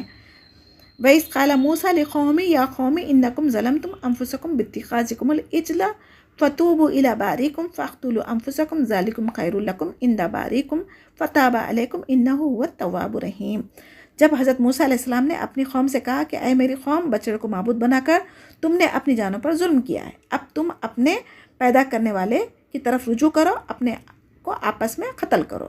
یعنی جو لوگ نیک تھے، جو گناہ کرے، بچڑے کی پوجا کرے، ان کو آپس میں قتل کرنا تھا۔ تمہاری بہتری اللہ تعالیٰ کے نزدیک اسی میں ہے، تو اللہ نے ان کی توبہ قبول کریں گے اور توبہ قبول کرنے والا رحم کرنے والا ہے، بتایا گیا۔ وَإِذْ قُلْتُمْ يَا مُوسَىٰ لَن نُّؤْمِنَ لَكَ حَتَّىٰ نَرَى اللَّهَ جَهْرَةً فَأَخَذَتْكُمْ الصَّاعِقَةُ وَأَنْتُمْ تَنظُرُونَ، اور تم اسے بھی یاد کرو، تم نے حضرت موسیٰ علیہ السلام سے کہا تھا جب تک ہم اپنے رب کو سامنے نہ دیکھ لیں ہرگز ایمان نہیں لائیں گے۔ اس گستاخی کی وجہ سے اللہ تعالیٰ نے ان پر بجلی گری تھی اور وہ فوت ہو گئے تھے۔ ثُمَّ بَعَثْنَاكُم مِّن بَعْدِ مَوْتِكُمْ لَعَلَّكُمْ تَشْكُرُونَ، لیکن پھر اس لیے اللہ تعالیٰ نے تمہیں زندہ کیا موت کے بعد کہ تم شکر گزار بنو۔ موسیٰ علیہ السلام نے دعا کی تھی، یا اللہ یہ موسیٰ علیہ السلام کی قوم ہے نا، پھر یہ صحابیوں کی موت پہ ان کو تک تانے دیں گی، ان کو ضرر پہنچائیں گی، تو اسی لیے انہوں نے دعا کی تھی، تو اللہ تعالیٰ نے ان کی دعا قبول کر کے ان کو دوبارہ زندہ کر دیا تھا۔ تو اب ان کو دوبارہ جب زندگی ملی تو ان کو شکر ادا کرنے کے بجائے یہ لوگ پھر سے گمراہی میں چلے گئے تھے۔ وَظَلَّلْنَا عَلَيْكُمُ الْغَمَامَ وَأَنزَلْنَا عَلَيْكُمُ الْمَنَّ وَالسَّلْوَىٰ کلوا من طیبات ما رزقناکم وما ظلمونا ولکن کانوا انفسهم یظلمون، ہم نے تم پر بادل کا سایہ کیا اور تم پر من و سلوہ اتارا اور کہہ دیا کہ ہماری دی ہوئی پاکیزہ چیزیں کھاؤ، اور انہوں نے ہم پر ظلم نہیں کیا بلکہ وہ خود اپنی جانوں پر ظلم کرتے تھے۔ وَإِذْ قُلْنَا ادْخُلُوا هَٰذِهِ الْقَرْيَةَ فَكُلُوا مِنْهَا حَيْثُ شِئْتُمْ رَغَدًا وَادْخُلُوا الْبَابَ سُجَّدًا وَقُولُوا حِطَّةٌ نَغْفِرْ لَكُمْ خَطَايَاكُمْ وَسَنَزِيدُ الْمُحْسِنِينَ، اور ہم نے تم سے کہا کہ اس بستی میں جاؤ اور جو کچھ جہاں کہیں سے چاہو بفراغت کھاؤ، اور دروازے میں سجدہ کرتے ہوئے گزرو، اور زبان سے حطہ کہو، ہم تمہاری خطائیں معاف فرمائیں گے اور نیکی والوں کو زیادہ کر کے دیں گے۔ فبدل الذين ظلموا قولا غير الذي قيل لهم فانزلنا على الذين ظلموا رجزا من السماء بما كانوا يفسقون، پھر ان ظالموں نے اس بات کو جو ان سے کہی گئی تھی اس کو بدل ڈالی، ہم نے بھی ان ظالموں پر ان کے فسق و نافرمانی کی وجہ سے آسمانی عذاب نازل کیا۔ وَإِذِ اسْتَسْقَىٰ مُوسَىٰ لِقَوْمِهِ فَقُلْنَا اضْرِبُوا بِعَصَاكَ الْحَجَرَ فَانْفَجَرَتْ مِنْهُ اثْنَتَا عَشَرَ عَيْنًا قَدْ عَلِمَ كُلُّ أُنَاسٍ مَشْرَبَهُمْ کلوا واشربوا من رزق اللہ ولا تعصوا فی الارض مفسدین، اور جب موسیٰ علیہ السلام نے اپنی قوم کے لیے پانی مانگا تو ہم نے کہا کہ اپنی لاٹھی پتھر پر مارو جس سے 12 چشمے پھوٹ نکلے، اور ہر گروہ اپنا پانی کا چشمہ پہچان لیا اور مقرر کر لیا۔ اللہ تعالیٰ کا رزق کھاؤ پیو اور زمین میں فساد نہ کرتی پھرو، فساد سے مراد شرک۔ وَإِذْ قَتَلْتُمْ يَا مُوسَىٰ لَن نَّصْبِرَ عَلَىٰ طَعَامٍ وَاحِدٍ فَادْعُ لَنَا رَبَّكَ يُخْرِجْ لَنَا مِمَّا تُنبِتُ الْأَرْضُ مِن بَقْلِهَا وَقِثَائِهَا وَفُومِهَا وَعَدَسِهَا وَبَصَلِهَا قال أتستبدلون الذي هو أدنى بالذي هو خير اهبطوا مصرا فإن لكم ما سألتم وضربت عليهم الذلة والمسكنة وباءوا بغضب من الله ذلك بأنهم كانوا يكفرون بآيات الله ويقتلون النبيين بغير الحق ذلك بما عصوا وكانوا يعتدون۔ جب تم نے کہا اے موسیٰ ہم سے ایک ہی قسم کی کھانے پر ہرگز صبر نہ ہو سکے گا، اس لیے اپنے رب سے دعا کرو کہ وہ ہمیں زمین کی پیداوار جیسے ساگ، ککڑی، گیہوں، مسور، پیاز دے۔ آپ نے فرمایا بہتر چیز کے بدلے ادنا چیز کیوں طلب کرتے ہو؟ اچھا شہر۔ پھر اللہ سبحانہ تعالیٰ نے کہا کہ اچھا جاؤ شہر کی طرف، وہاں تمہاری چاہت کی چیزیں سب ملیں گی۔ ان پر اللہ تعالیٰ نے ذلت اور مسکینی ڈال دی اور اللہ کا غضب لے کر لوٹے، یہ اس لیے کہ وہ اللہ تعالیٰ کی آیتوں کے ساتھ کفر کرتے تھے، نبیوں کا ناحق قتل کرتے تھے۔ ان کی نافرمانیوں اور زیادتیوں کا نتیجہ ہے۔ ان الذین آمنوا والذین ہادوا والنصارى والصابئین، مسلمان ہو یا یہودی ہو، نصارہ ہو یا صابی، جو کوئی بھی اللہ تعالیٰ پر اور قیامت کے دن پر ایمان لائے، نیک عمل کرے، ان کے اجر ان کے رب کے پاس ہے اور ان پر نہ تو کوئی خوف ہوگا اور نہ اداسی۔ من آمن باللہ والیوم الآخر وعمل صالحا فلہم اجرہم عند ربہم ولا خوف علیہم ولا ہم یحزنون۔ وَإِذْ أَخَذْنَا مِيثَاقَكُمْ وَرَفَعْنَا فَوْقَكُمُ الطُّورَ خُذُوا مَا آتَيْنَاكُمْ بِقُوَّةٍ وَاذْكُرُوا مَا فِيهِ لَعَلَّكُمْ تَتَّقُونَ، جب ہم نے تم سے وعدہ لیا اور تم پر طور پہاڑ لا کھڑا کر دیا اور کہا جو ہم نے تمہیں دیا اسے مضبوطی سے تھام لو اور جو کچھ اس میں ہے اسے یاد کرو تاکہ تم بچ سکو، یعنی اللہ تعالیٰ کی شریعت۔ ثم تولیتم من بعد ذلک فلولا فضل اللہ علیکم ورحمتہ لکنتم من الخاسرین، لیکن تم اس کے بعد پھر گئے، پھر اگر اللہ تعالیٰ کا فضل اور اس کی رحمت تم پر نہ ہوتی تو تم نقصان والے ہوتے تھے۔ وَلَقَدْ عَلِمْتُمُ الَّذِينَ اعْتَدَوْا مِنْكُمْ فِي السَّبْتِ فَقُلْنَا لَهُمْ كُونُوا قِرَدَةً خَاسِئِينَ، اور یقیناً تمہیں ان لوگوں کا بھی علم ہوگا جو تم میں سے ہفتے کے بارے میں حد سے بڑھ گئے تھے، اور ہم نے بھی کہہ دیا کہ تم ذلیل بندر بن جاؤ، یعنی ہفتے کی تعظیم کے لیے ان کو مچھلیوں کا شکار کرنے سے روکا گیا تھا، اور ان لوگوں نے خود، یہودی لوگوں نے خود جمعے کے بجائے ہفتے کو عبادت کا دن مقرر کرنا چاہتے تھے، لیکن اس دن مچھلیوں کا شکار کرنے سے اللہ تعالیٰ نے منع فرمایا تھا، وہ ان لوگوں نے نافرمانی کی۔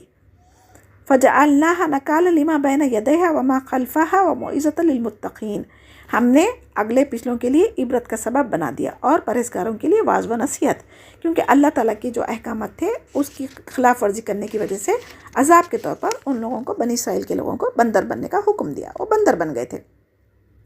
وَإِذْ قَالَ مُوسَىٰ لِقَوْمِهِ إِنَّ اللَّهَ يَأْمُرُكُمْ أَن تَذْبَحُوا بَقَرَةً قَالُوا أَتَتَّخِذُونَ هُزُوًا قَالَ أَعُوذُ بِاللَّهِ أَنْ أَكُونَ مِنَ الْجَاهِلِينَ، اور حضرت موسیٰ علیہ السلام جب اپنی قوم سے کہا اللہ تعالیٰ تمہیں ایک گائے ذبح کرنے کا حکم دیتا ہے تو انہوں نے کہا ہم سے مذاق کیوں کرتے ہیں؟ تو موسیٰ علیہ السلام نے جواب دیا ایسا جاہل ہونے سے میں اللہ تعالیٰ کی پناہ پکڑتا ہوں۔ تو جب کبھی ہم سے بھی کوئی ایسے سوالات کرے جو شرعی احکامات کے خلاف ورزی ہے تو ہم بھی ان سے ایسے جاہلوں سے ہم بحث مباحثہ کرنے کے بجائے ان سے کنارہ کش ہو جانا چاہیے۔ قالوا ادع لنا ربك يبين لنا ما هي قال انه يقول انها بقرة لا فارض ولا بكر اوان بین ذالک فافعلوا ما تؤمرون۔ انہوں نے کہا اے موسیٰ علیہ السلام دعا کیجیے کہ اللہ تعالیٰ ہمارے لیے اس کی ماہیت بیان کر دے۔ آپ نے فرمایا وہ گائے نہ تو بالکل بوڑھیا ہو نہ بچہ، بلکہ درمیانی عمر کی نوجوان ہو۔ اب جو تمہیں حکم دیا گیا بجا لاؤ۔ قالوا ادع لنا ربک یبین لنا ما لونها قال انه یقول انها بقرۃ صفراء فاقع لونها تسر الناظرین۔ وہ کہنے لگے دعا کیجیے کہ اللہ تعالیٰ بیان کرے کہ اس کا رنگ کیسا ہو۔ فرمایا وہ کہتا ہے کہ گائے کا رنگ زرد ہو، چمکیلا اور دیکھنے والوں کو بھلا لگنے والا اس کا رنگ ہونا چاہیے۔ قالوا ادع لنا ربک یبین لنا ما ہی ان البقرۃ تشابہ علینا وانا ان شاء اللہ لمہتدون۔ وہ کہنے لگے اپنے رب سے دعا کریے کہ ہمیں اس کی مزید ماہیت بتلائیے، اس قسم کی گائے تو بہت ہے، پتہ نہیں چلتا، اگر اللہ نے چاہا تو ہم ہدایت والے ہو جائیں گے۔ قال انه يقول انها بقرۃ لا ذلول تثير الارض ولا تسقي الحرث مسلمة لا شيء فيها قالوا الآن جئت بالحق فذبحوها وما كادوا يفعلون۔ آپ نے فرمایا کہ اللہ کا فرمان ہے کہ وہ گائے کام کرنے والی، زمین میں ہل جوتنے والی، کھیتوں کو پانی پلانے والی نہیں ہونا چاہیے، بلکہ تندرست اور بے داغ ہونا ہے۔ انہوں نے کہا اب آپ نے حق واضح کر دیا، وہ حکم برادری کے قریب نہ تھا بلکہ اسے مانا اور وہ گائے ذبح کر دی۔ وَإِذْ قَتَلْتُمْ نَفْسًا فَادَّارَأْتُمْ فِيهَا وَاللَّهُ مُخْرِجٌ مَا كُنْتُمْ تَكْتُمُونَ۔ جب تم نے ایک شخص کو قتل کر ڈالا پھر اس میں اختلاف کرنے لگے اور تمہاری پوشیدگی کو اللہ تعالیٰ ظاہر کرنے والا تھا۔ فَقُلْنَا اضْرِبُوهَا بِبَعْضِهَا فَكَذَلِكَ يُحْيِي اللَّهُ الْمَوْتَىٰ وَيُرِيكُمْ آيَاتِهِ لَعَلَّكُمْ تَعْقِلُونَ۔ ہم نے کہا اس گائے کا ایک ٹکڑا مقتول کے جسم پر لگا دو، وہ جی اٹھے گا، اسی طرح اللہ مردوں کو زندہ کر کے تمہاری عقل مندی کے لیے اپنی نشانیاں دکھاتا ہے۔ یہ جو انسان کا قتل کیا تھا نا، اس کو قتل کر کے کسی اور کے گھر کے پاس ڈال دیا تھا، تو اس کو جائیداد کے لیے، اس کے مال کے لیے اس کے رشتہ داری قتل کرے تھے نا، تو اللہ سبحانہ تعالیٰ کو یہاں پر پہلے گائے کو ذبح کرنے کا حکم کیوں دیا؟ اور اگر گائے کا ان کے دلوں میں جو محبت بچھڑے کی بچ گئی تھی، اللہ تعالیٰ اس کو ذبح کرنے سے اس کی محبت کو نکالنے کے لیے گائے کو ذبح کرنے کے لیے حکم دیے تھے، لیکن ان کے دلوں میں بچھڑے کی محبت بسی رہنے سے ان لوگوں نے ہیلے بہانے کرنے کے لیے کئی سوال کیے۔ اگر اللہ تعالیٰ کا حکم ہوتے ہی کوئی بھی گائے اگر ذبح کر دیتے تو کام چل جاتا تھا، لیکن ان کے دل میں جو بچھڑے کی محبت تھی، اس کی عبادت جو کرنا شروع کر دیے تھے، اسی وجہ سے لوگوں نے بیجا سوالات کرتے گئے اور اللہ تعالیٰ کی بھی اس میں شرائط بڑھتے گئی اور ان کے لیے مشکل ہو گیا تھا ویسی گائے ان کو ملنا، لیکن ان لوگوں نے انشاءاللہ کہا، اسی وجہ سے ان کو گائے ملی، ورنہ قیامت تک ان کو گائے نہیں ملتی تھی۔ تو جیسے ہی ان لوگوں نے گائے کا ٹکڑا ذبح کر کے وہ مردے پہ مارا تو وہ مقتول زندہ ہو کے جو کون اس کا قاتل ہے اس کو بتا کر پھر وہ دوبارہ فوت ہو گیا۔ تو اللہ تعالیٰ یہاں پر مردوں کو زندہ کیسے کرتا وہ بھی ایک نشانی ان کو دکھائی تھی۔ ثم قست قلوبكم من بعد ذلك فهي كالحجارة أو أشد قسوة وإن من الحجارة لما يتفجر منه الأنهار وإن منها لما يشقق فيخرج منه الماء وإن منها لما يهبط من خشية الله وما الله بغافل عما تعملون۔ پھر بعد اس کے تمہارے دل پتھر جیسے بلکہ اس سے بھی زیادہ سخت ہو گئے، بعض پتھروں سے تو نہریں بہ نکلتی ہے اور بعض پھٹ جاتے ہیں اور ان سے پانی نکل آتا ہے، بعض اللہ تعالیٰ کے ڈر سے گر پڑتے ہیں اور تم اللہ تعالیٰ کے اپنے اعمال سے غافل نہ جانو۔ افتطمعون ان یؤمنوا لکم وقد کان فریق منهم یسمعون کلام اللہ ثم یحرفونہ من بعد ما عقلوہ وهم یعلمون۔ مسلمانوں کیا تمہاری خواہش ہے کہ یہ لوگ ایماندار بن جائیں، حالانکہ ان میں ایسے لوگ بھی ہیں جو کلام اللہ کو سن کر عقل و علم والے ہوتے ہوئے بھی اس میں بدل ڈالے۔ وَإِذَا لَقُوا الَّذِينَ آمَنُوا قَالُوا آمَنَّا وَإِذَا خَلَا بَعْضُهُمْ إِلَىٰ بَعْضٍ قَالُوا أَتُحَدِّثُونَهُم بِمَا فَتَحَ اللَّهُ عَلَيْكُمْ لِيُحَاجُّوكُم بِهِ عِندَ رَبِّكُمْ أَفَلَا تَعْقِلُونَ۔ جب ایمان والوں سے ملتے ہیں تو اپنی ایمانداری ظاہر کرتے ہیں، اور جب آپس میں ملتے ہیں تو کہتے ہیں کہ مسلمانوں کو کیوں وہ باتیں پہنچاتے ہو جو اللہ تعالیٰ نے تمہیں سکھائی ہے؟ کیا جانتے نہیں کہ یہ تو اللہ تعالیٰ کے پاس تم پر ان کی حجت ہو جائے گی؟ یہ منافق لوگ چاہتے تھے، بنی اسرائیل کے لوگ، کہ ہماری دین کی اگر باتیں، ہماری کتابوں کی باتیں اگر تم مسلمانوں کو بولیں گے تو وہ ہمارے خلاف حجت بن جائیں گے۔ تو کیا اللہ تعالیٰ نہیں جانتا اگر یہ لوگ چھپائیں گے بھی اللہ کی جو شریعت ان کو دی گئی تھی، تورات، زبور، انجیل وغیرہ، اگر اس کی باتیں اگر یہ لوگ مسلمانوں سے چھپاتے بھی تو کیا اللہ تعالیٰ اس بات سے غافل تھا؟ نہیں نا۔ اولا یعلمون ان اللہ یعلم ما یسرون وما یعلنون۔ کیا یہ نہیں جانتے کہ اللہ تعالیٰ ان کی پوشیدگی اور ظاہری سب کچھ جاننے والا ہے۔ ومنہم امیون لا یعلمون الکتاب الا امانی وَإِنْهُمْ إِلَّا يَظُنُّونَ، ان میں سے بعض ان پڑھ ایسے بھی ہیں جو کہ کتاب کے صرف ظاہری الفاظ ہی کو جانتے ہیں اور صرف گمان اور اٹکل پر ہی ہے. جیسے کہ آج کے مسلمان بھی قرآن کو پڑھتے تو ہے، ظاہری الفاظ کو تو ہم جانتے ہیں لیکن اس کے معنی نہیں معلوم ہونے کی وجہ سے ہم اس پر عمل نہیں کر رہے. فَوَيْلٌ لِّلَّذِينَ يَكْتُبُونَ الْكِتَابَ بِأَيْدِيهِمْ ثُمَّ يَقُولُونَ هَٰذَا مِنْ عِندِ اللَّهِ لِيَشْتَرُوا بِهِ ثَمَنًا قَلِيلًا فَوَيْلٌ لَّهُم مِّمَّا كَتَبَتْ أَيْدِيهِمْ وَوَيْلٌ لَّهُم مِّمَّا يَكْسِبُونَ. ان لوگوں کے لیے ویل ہے جو اپنے ہاتھوں کی لکھی ہوئی کتاب کو اللہ تعالیٰ کی طرف کی ہے کہتے ہیں اس طرح دنیا کماتے ہیں. ان کے ہاتھوں کی لکھائی کو اور ان کمائی کو ویل، ہلاکت اور افسوس ہے. قالوا لن تمسنا النار الا ایاما معدودات قل اتخذتم عند الله عهدا فلن يخلف الله عهدا ام تقولون على الله ما لا تعلمون. یہ لوگ کہتے ہیں کہ ہم تو صرف چند روز جہنم میں رہیں گے اور اپنے آپ کو چہیتے سمجھتے تھے. تو اللہ سبحانہ تعالیٰ اس آیت میں فرما رہے ہیں کہ اللہ تعالیٰ کا کوئی پروانہ تم کو لکھا گیا یا کوئی وعدہ اللہ تعالیٰ نے تم سے لیا ہے. اگر ویسا کیا ہے اللہ تعالیٰ نے تم سے وعدہ کیا تو یقیناً اللہ تعالیٰ اپنے وعدے کے خلاف نہیں کرے گا. اور پھر ساتھ میں فرما دے رہے ہیں کہ ہرگز نہیں، بلکہ تم اللہ کے ذمے وہ باتیں لگاتے ہو جنہیں تم نہیں جانتے.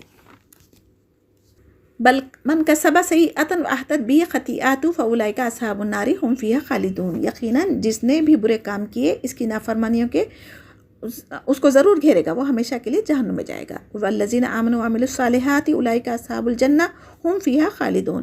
جہاں پر جہنمیوں کا ذکر ہے وہاں پر فوراً اللہ تعالیٰ نے مومنوں کے لیے بھی کہا کہ جو لوگ ایمان لائے اور نیک عمل کرے وہ جنت میں ہمیشہ رہیں گے.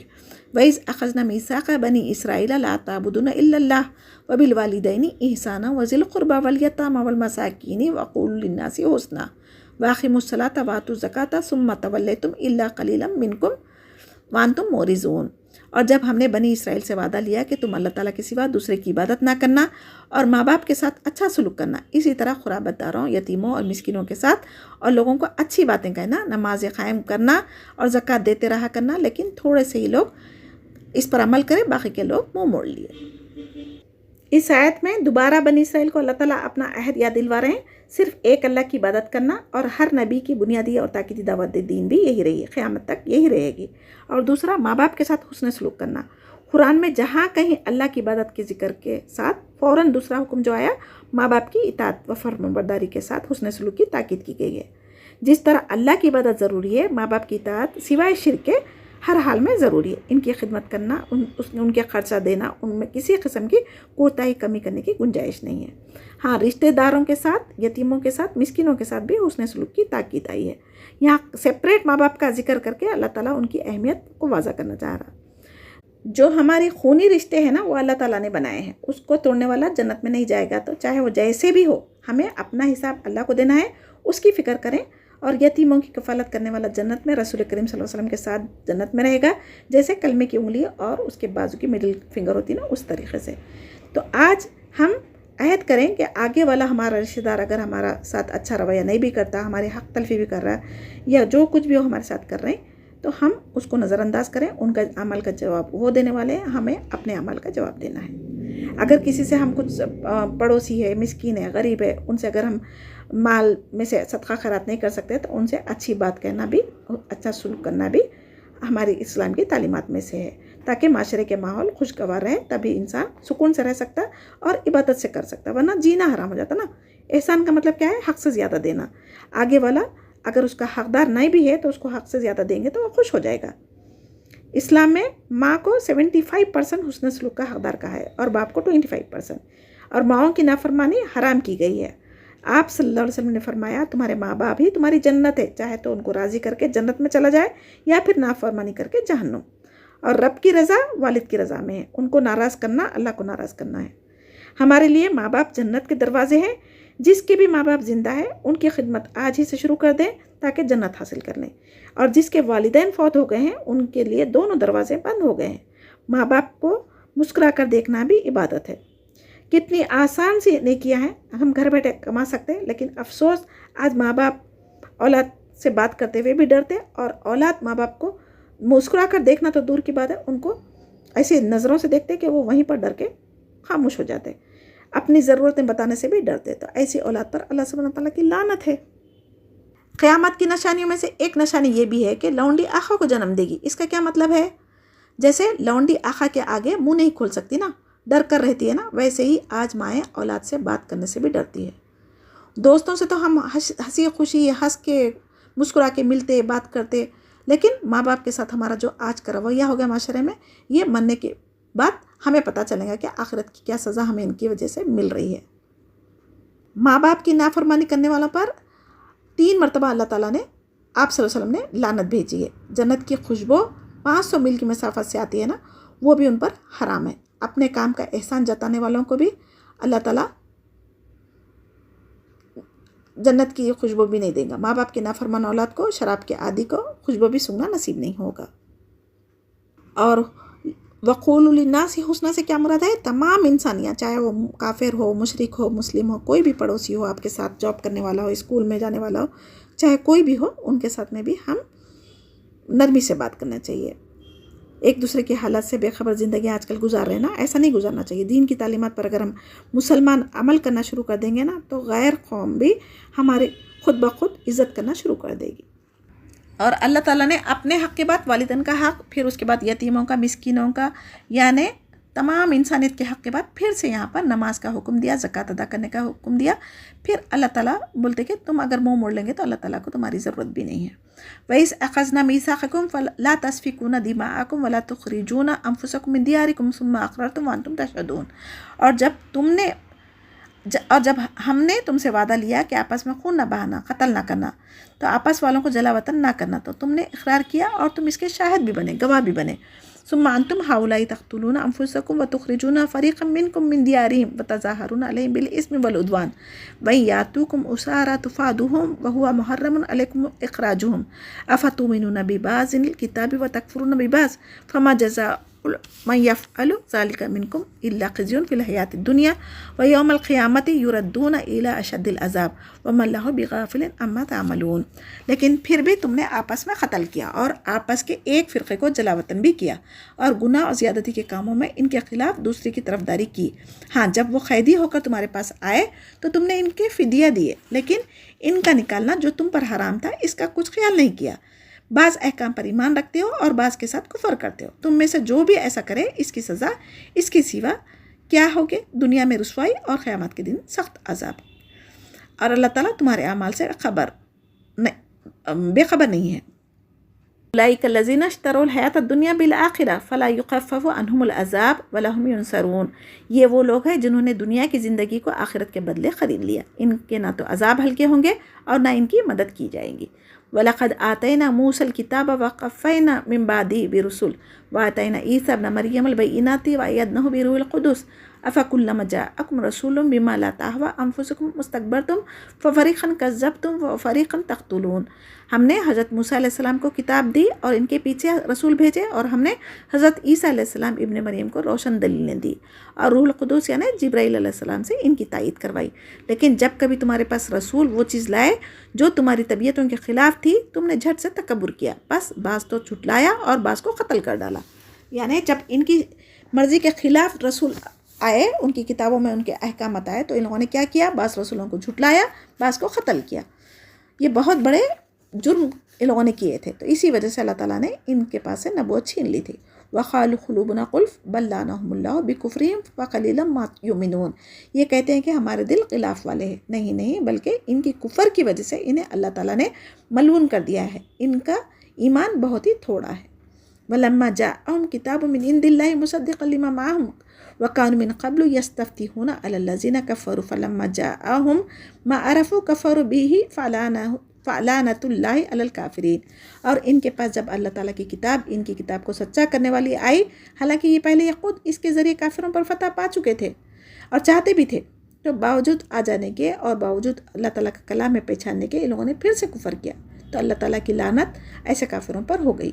بِئْسَ مَا اشْتَرَوْا بِهِ أَنفُسَهُمْ أَن يَكْفُرُوا بِمَا أَنزَلَ اللَّهُ بَغْيًا أَن يُنَزِّلَ اللَّهُ مِن فَضْلِهِ عَلَىٰ مَن يَشَاءُ مِنْ عِبَادِهِ وَبَاءُوا بِغَضَبٍ عَلَىٰ غَضَبٍ وَلِلْكَافِرِينَ عَذَابٌ مُّهِينٌ۔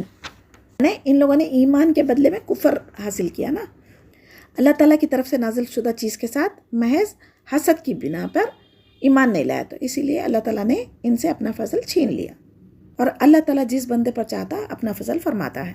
اور اس کے بعد یہ لوگ غضب پر غضب کے مستحق ہو گئے اور کافروں کے لیے رسوا کرنے والا عذاب ہے۔ اذا قیل لهم آمنوا بما انزل الله قالوا نؤمن بما انزل علينا ويكفرون بما وراءه وهو الحق مصدقا لما معهم قل فلم تقتلون انبیاء اللہ من قبل ان کنتم مؤمنین۔ اور جب ان سے کہا جاتا کہ اللہ تعالیٰ کی اتاری ہوئی کتاب پر ایمان لاؤ تو کہہ دیتے کہ جو ہم پر اتاری گئی اس پر ہمارا ایمان ہے، حالانکہ اس کے بعد والی کے ساتھ جو ان کی کتاب کی تصدیق کرنے والی ہے کفر کرتے ہیں۔ اچھا ان سے یہ تو پوچھو کہ تمہارا ایمان پہلی کتابوں پر تھا تو پھر تم اگلے نبیوں کو کیوں قتل کیے؟ وَلَقَدْ جَاءَكُمْ مُوسَىٰ بِالْبَيِّنَاتِ ثُمَّ اتَّخَذْتُمُ الْعِجْلَ مِن بَعْدِهِ وَأَنْتُمْ ظَالِمُونَ۔ تمہارے پاس تو موسیٰ علیہ السلام دلیلیں لے کر آئے تھے لیکن پھر بھی تم نے بچڑے کی پوجا شروع کر دی، تم ہو ہی ظالم۔ وَإِذْ أَخَذْنَا مِيثَاقَكُمْ وَرَفَعْنَا فَوْقَكُمُ الطُّورَ خُذُوا مَا آتَيْنَاكُمْ بِقُوَّةٍ وَاسْمَعُوا وَقَالُوا سَمِعْنَا وَعَصَيْنَا وَأُشْرِبُوا فِي قُلُوبِهِمُ الْعِجْلَ بِكُفْرِهِمْ قُلْ بِئْسَ مَا يَأْمُرُكُمْ بِهِ إِيمَانُكُمْ إِن كُنتُم مُؤْمِنِينَ۔ دلوں میں ان کے بچڑے کی محبت گویا بس گئی تھی نا، تو اسی وجہ سے ان لوگوں نے ایمان نہیں لایا تھا، اور اللہ تعالیٰ بول رہے ہیں کہ اگر تم مومن ہو تو اللہ کی بات پر ایمان رکھو۔ قل ان كانت لكم الدار الآخرة عند الله خالصة من دون الناس فتمنوا الموت ان كنتم صادقين۔ آپ کہہ دیجئے کہ اگر آخرت کا گھر صرف تمہارے لیے، یعنی اللہ کے چہیتے سمجھتے تھے نا اور جہنم میں نہیں جائیں گے بولتے تھے نا، تو بول رہے کہ اگر تم واقعی میں آخرت کے معاملے میں اپنے آپ کو جنتی سمجھ رہے ہیں تو اپنی سچائی کا ثبوت دو اور موت طلب کرو۔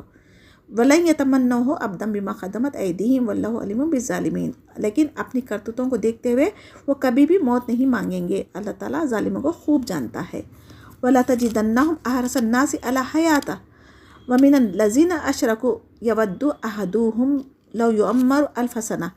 یعنی اللہ تعالیٰ بول رہے ہیں کہ سب سے زیادہ دنیا کی زندگی کے حریص اے نبی آپ صلی اللہ علیہ وسلم انہی کو پائیں گے۔ یہ حرص زندگی میں مشرکوں سے بھی زیادہ ہے، ان میں سے تو ہر ایک شخص چاہتا ہے کہ ان کی عمریں 1000 سال کی ہو۔ وَمَا هُوَ بِمُزَحْزِحِهِ مِنَ الْعَذَابِ أَن يُعَمَّرَ وَاللَّهُ بَصِيرٌ بِمَا يَعْمَلُونَ۔ یعنی 1000 سال کی اگر عمر یہ لے بھی لے، حاصل ہو بھی جائے ان کو، تو اللہ کے عذاب سے نہیں چھڑا سکتی۔ اللہ تعالیٰ ان کے کاموں کو بخوبی دیکھ رہا ہے۔ قل من كان عدو لجبريل فإنه نزله على قلبك بإذن الله مصدقا لما بين يديه وهدى وبشرى للمؤمنين۔ یعنی یہ یہود نبی کریم صلی اللہ علیہ وسلم کے پاس آئے تھے اور کہنے لگے تھے کہ تمہارے پاس یہ تو بتاؤ کہ وہی کون لے کر آتا۔ تو جب نبی کریم صلی اللہ علیہ وسلم نے کہا تھا کہ حضرت جبرائیل، تو انہوں نے کہنے لگے کہ جبرائیل علیہ السلام تو ہمارا دشمن ہے، اگر ان کے بجائے کوئی اور نبی لاتا تو ہم ایمان لاتے۔ تو اللہ تعالیٰ بتا رہے ہیں کہ اللہ تعالیٰ کی کتاب کی جو تصدیق کرنے والا ہے، مومنوں کو ہدایت اور خوشخبری کی خبریں لانے والا ہے، اور یہ جبرائیل علیہ السلام امانت دار تھے، جو اللہ کا حکم ہے وہی نبیوں پر لاتے تھے، تو اس میں ان کا کیا قصور ہے؟ وہ تو ڈیوٹی نبھا رہے۔ تو جو کوئی بھی اللہ کے ایک فرشتوں کا انکار کرنا، چاہے وہ جبرائیل علیہ السلام ہو یا میکائیل علیہ السلام ہو یا اسرافیل علیہ السلام ہو، جو ایک کا دشمن ہے، اللہ تعالیٰ ان سب کا دشمن ہے۔ وَلَقَدْ أَنزَلْنَا إِلَيْكَ آيَاتٍ بَيِّنَاتٍ وَمَا يَكْفُرُ بِهَا إِلَّا الْفَاسِقُونَ۔ اور یقیناً ہم نے آپ کی طرف روشن دلیلیں بھیجی ہیں جن کا انکار سوائے بدکاروں کے کوئی نہیں کرتا۔ أَوَكُلَّمَا عَاهَدُوا عَهْدًا نَبَذَهُ فَرِيقٌ مِّنْهُمْ بَلْ أَكْثَرُهُمْ لَا يُؤْمِنُونَ۔ یہ وہ لوگ ہیں جب کبھی کوئی عہد کرتے تو ان کی ایک نہ ایک جماعت اسے توڑ دیتی تھی، بلکہ ان میں سے اکثر ایمان سے خالی ہے۔ وَلَمَّا جَاءَهُمْ رَسُولٌ مِّنْ عِندِ اللَّهِ مُصَدِّقٌ لِّمَا مَعَهُمْ نَبَذَ فَرِيقٌ مِّنَ الَّذِينَ أُوتُوا الْكِتَابَ کتاب اللہ وراء ظہورہم کأنہم لا یعلمون۔ جب کبھی ان کے پاس اللہ کا کوئی رسول ان کی کتاب کی تصدیق کرنے والا آیا، ان اہل کتاب کے ایک فریق نے اللہ کی کتاب کو اس طرح پیٹ پیچھے ڈال دیا گویا جانتے ہی نہ تھے۔ واتبعوا ما تتلو الشیاطین علی ملک سلیمان وما کفر سلیمان ولکن الشیاطین کفروا یعلمون الناس السحر وما انزل علی الملکین ببابل ہاروت وماروت وما يعلمان من أحد حتى يقولا إنما نحن فتنة فلا تكفر فيتعلمون منهما ما يفرقون به بين المرء وزوجه وما هم بضارين به من أحد إلا بإذن الله ويتعلمون ما يضرهم ولا ينفعهم ولقد علموا لمن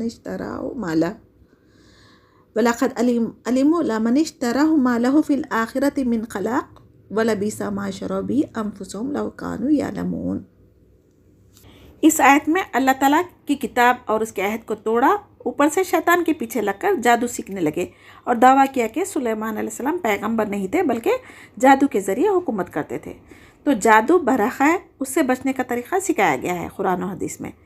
कैसे हम जादू से बच सकते हैं؟ सुबह शाम के अज़कार हिफाजत के लिए पढ़ना चाहिए, मऊज़तन का एहतमाम करना चाहिए, आयतल कुर्सी और सूरह बकरा की आखिर की 2 आयतें पढ़ना काफ़ी हो जाता है। और जिस घर में सूरह बकरा पढ़ी जाती है वहाँ पर जादूगर का कोई असर नहीं होता। अल्लाह सुब्हानहू तआला ने सुलेमान अलैहिस्सलाम को जो हुकूमत दी थी, उस ज़माने में जादू सिखाने के लिए हारूत और मारूत 2 नाम के फरिश्ते आए थे। ये अल्लाह सुब्हाना की तरफ से आजमाइश के लिए थे। जब ये आए थे तो जब कोई भी जादू सीखना चाहते थे तो अल्लाह ताला क्या बताना चाह रहे थे? सुलेमान अलैहिस्सलाम की यानी जो बादशाह थी वो अल्लाह ताला की तरफ से दी हुई थी नेमत, और जादू जो चीज़ है अलग चीज़ है। तो जादू में और हक़ में फ़र्क करने के लिए अल्लाह ताला ने हारूत और मारूत फरिश्तों को भेज के जादू बताया था ताकि लोग फ़र्क करके ईमान लाए। मगर यहाँ पर क्या हो गया, इनकी आजमाइश के लिए आया था ना, ये लोग हक़ और बातिल में फ़र्क करने के बजाय ये बावर कराए कि सुलेमान अलैहिस्सलाम नबी नहीं थे बल्कि जादू से हुकूमत करते थे। अब इन लोगों ने इनकार कर दिया, यानी जादू नहीं सीखना, जादू सीखना गुनाह है बोलने के बावजूद ये लोगों ने जादू सीख के क्या करे, सबसे पहला काम क्या करता जादूगर? मियाँ बीवी में जुदाई डाल देता। दरअसल ये अल्लाह ताला की मर्ज़ी के खिलाफ कोई भी किसी को नफ़ा नुकसान नहीं पहुंचा सकते, लेकिन ये जो जादू सीख के जो करते ना, जादू बरहक़ है, ये अल्लाह ताला ने यहाँ बताया। तो नफ़ा नुकसान का जो है वो अल्लाह ताला के हाथ में है, और जो कोई जादू सीखेगा इसका दुनिया में तो फ़ायदा होगा लेकिन आखिरत में कोई हिस्सा नहीं है, और ये बदतरीन चीज़ है जिसके बदले वो अपनी आखिरत को बर्बाद कर रहे हैं। काश कि अगर ये जान लेते। यानी यहाँ पर अल्लाह सुब्हानहू तआला किस वजह से यह जादू सिखाने फरिश्तों को भेजा था कि सुलेमान अलैहिस्सलाम की हुकूमत अल्लाह ताला के हिकमत से थी, ना कि जादू से। और जादू में और असल हकीकत में फ़र्क क्या है वो उनको समझ में नहीं आया, लेकिन और उससे गुमराह हो गए। वल्लौ अन्नहुम आमनु वत्तक़ू लमसूबतुम मिन इंदिल्लाहि खैर लौ कानू यअलमून। अगर ये लोग साहिब ईमान मुत्तक़ी बन जाते तो अल्लाह ताला की तरफ से बेहतरीन सवाब मिलता है इनको। या अय्युहल्लज़ीना आमनु ला तक़ूलू राइना वक़ूलू उन्ज़ुरना वस्मऊ वलिल काफ़िरीना अज़ाबुन अलीम। ए ईमान वालो, तुम नबी सल्लल्लाहु अलैहि वसल्लम को राइना ना कहा करो बल्कि उन्ज़ुरना कहो, यानी हमारी तरफ देखिए और सुनते रहा करो, और काफिरों के लिए दर्दनाक अज़ाब है। तो ये लोगों ने ना बात को मरोड़ के राइना कहते थे। राइना का मतलब चरवाहा, ऐ हमारे चरवाहे बोले जैसा। तो राइना का मतलब क्या था? हमारी तरफ देखो या हमारी तरफ मुतवज्जा होने कहने के बजाय उसको थोड़ा सा बिगाड़ कर कहते थे। मा यवद्दुल्लज़ीना कफ़रू मिन अहलिल किताबि वल मुशरिकीना अन युनज़्ज़ला अलैकुम मिन खैरिम मिन रब्बिकुम वल्लाहु यख्तस्सु बिरहमतिही मन यशा वल्लाहु ज़ुल फ़ज़्लिल अज़ीम। ना तो अहले किताब की तरह काफिर और ना मुशरिक बन जाओ, तुम्हारे रब की कोई भलाई तुम पर नाजिल हुई तो इनको हसद होने लगता। तो अल्लाह ताला जिसे चाहता अपनी खुसूसियत से, अपनी रहमत से अपना फजल अता करता। यानी अल्लाह ताला क्या करे, इन काफिरों और मुशरिकों के मुंह लगने के बजाय मुसलमानों को क्या कहा? राइना के बजाय तुम लोगों ने उन्जुर ना कहा करो, यानी हमारी तरफ देखिए। तो यानी अल्लाह ताला बोले, यहाँ इस बात से हमें क्या पता चल रहा? जाहिल लोग जब हमसे बहस मुबाहिसा करते दीन के मामले में, हम उनके मुँह लगने के बजाय उनसे किनारा कश हो जाना चाहिए, अपना रास्ता बदल लेना चाहिए। मा नंसखु मिन आयातिन औ नुनसिहा नाति बिखैरिन मिन्हा औ मिस्लिहा अलम तालम अन्नल्लाह अला कुल्ली शैइन क़दीर। जिस आयत को हम मनसूख कर दें या भुला दें, इससे बेहतर इस जैसी और लाते हैं। क्या तू नहीं जानता कि अल्लाह ताला हर चीज़ पर कुदरत रखता है? अलम तालम अन्नल्लाह लहु मुल्कु समावाति वल अर्ज़ व मा लकुम मिन दुनिल्लाहि मिन वलिय्यिन वला नसीर। क्या तुझे इल्म नहीं है कि ज़मीन आसमान का मालिक अल्लाह ही है और अल्लाह के सिवा तुम्हारा कोई मददगार नहीं है, वली भी नहीं है। अम तुरीदून अन तसअलू रसूलकुम कमा सुइला मूसा मिन क़ब्ल वमन यतबद्दलिल कुफ्र बिल ईमानी फ़क़द ज़ल्ला सवा सबील। क्या तुम अपने रसूल से यही पूछना चाहते हो जैसे पहले मूसा अलैहिस्सलाम से पूछा गया था? सुनो, ईमान को कुफर से बदलने वाला सीधी राह से भटक जाता है। वद्दा कसीरुम मिन अहलिल किताबि लौ यरुद्दूनकुम मिन बादि ईमानिकुम कुफ़ारा हसदम मिन इंदी अनफुसिहिम मिन बादि मा तबय्यना लहुमुल हक़ फ़अफ़ू वस्फ़हू हत्ता यातियल्लाहु बिअम्री इन्नल्लाहा अला कुल्ली शैइन क़दीर। इन अहले किताब के अक्सर लोग बावजूद हक़ वाज़ा हो जाने के महज हसद व बख्स की बिना पर तुम्हें भी ईमान से हटा देना चाहते हैं। तुम भी माफ़ करो और छोड़ो यहाँ तक कि अल्लाह ताला अपना हुक्म लाए। यकीनन अल्लाह ताला हर चीज़ पर कुदरत रखता है। वाक़िमुस्सलाता वातुज़्ज़काता वमा तुक़द्दिमू लिअन्फुसिकुम मिन खैरिन तजिदूहु इंदल्लाह इन्नल्लाहा बिमा तामलूना बसीर। तुम नमाज़ें क़ायम रखो और ज़कात देते रहा करो। जो कुछ भलाई तुम अपने लिए आगे भेजोगे सब कुछ अल्लाह के पास पालोगे। बेशक अल्लाह ताला तुम्हारे आमाल को खूब देख रहा है। وقالوا لن يدخل الجنة إلا ما كان هودا أو نصارى تلك أمانيهم قل هاتوا برهانكم إن كنتم صادقين. یہ کہتے تھے کہ جنت میں یہود و نصارہ کے سوا اور کوئی نہیں جائے گا. یہ صرف اللہ سبحانہ تعالیٰ کیا فرما رہے ہیں، یہ سب ان کی آرزویں ہیں. ان سے کہو کہ اگر تم سچے ہو تو اس کی کوئی دلیل پیش کرو. بھلا من اسلم وجہ للہ وہو محسن فلہ اجرہ عند ربہ ولا خوف علیہم ولا ہم یحزنون. سنو، جو بھی اپنے آپ کو خلوص کے ساتھ اللہ کے سامنے جھکا دے گا، بے شک اسے اللہ تعالیٰ پورا بدلہ دے گا، اور قیامت کے دن نہ یہ اداس ہوگا، نہ غمگین ہوگا، نہ ان کو کوئی خوف ہوگا. تو جنت میں جانے کے لیے جو خصوصیت چاہیے اللہ تعالیٰ یہاں پر بتا رہے ہیں.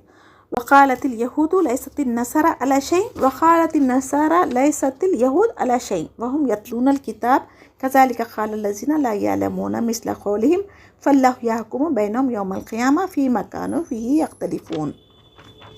یہود کہتے کہ نصرانی حق پر نہیں ہے، اور نصرانی کہتے کہ یہود حق پر نہیں ہے، حالانکہ یہ سب لوگ تورات پڑھتے تھے. اسی طرح ان ہی جیسی بات بے علم بھی کہتے ہیں. قیامت کے دن اللہ تعالیٰ ان کے اس اختلاف کا آپس میں فیصلہ کر دے گا.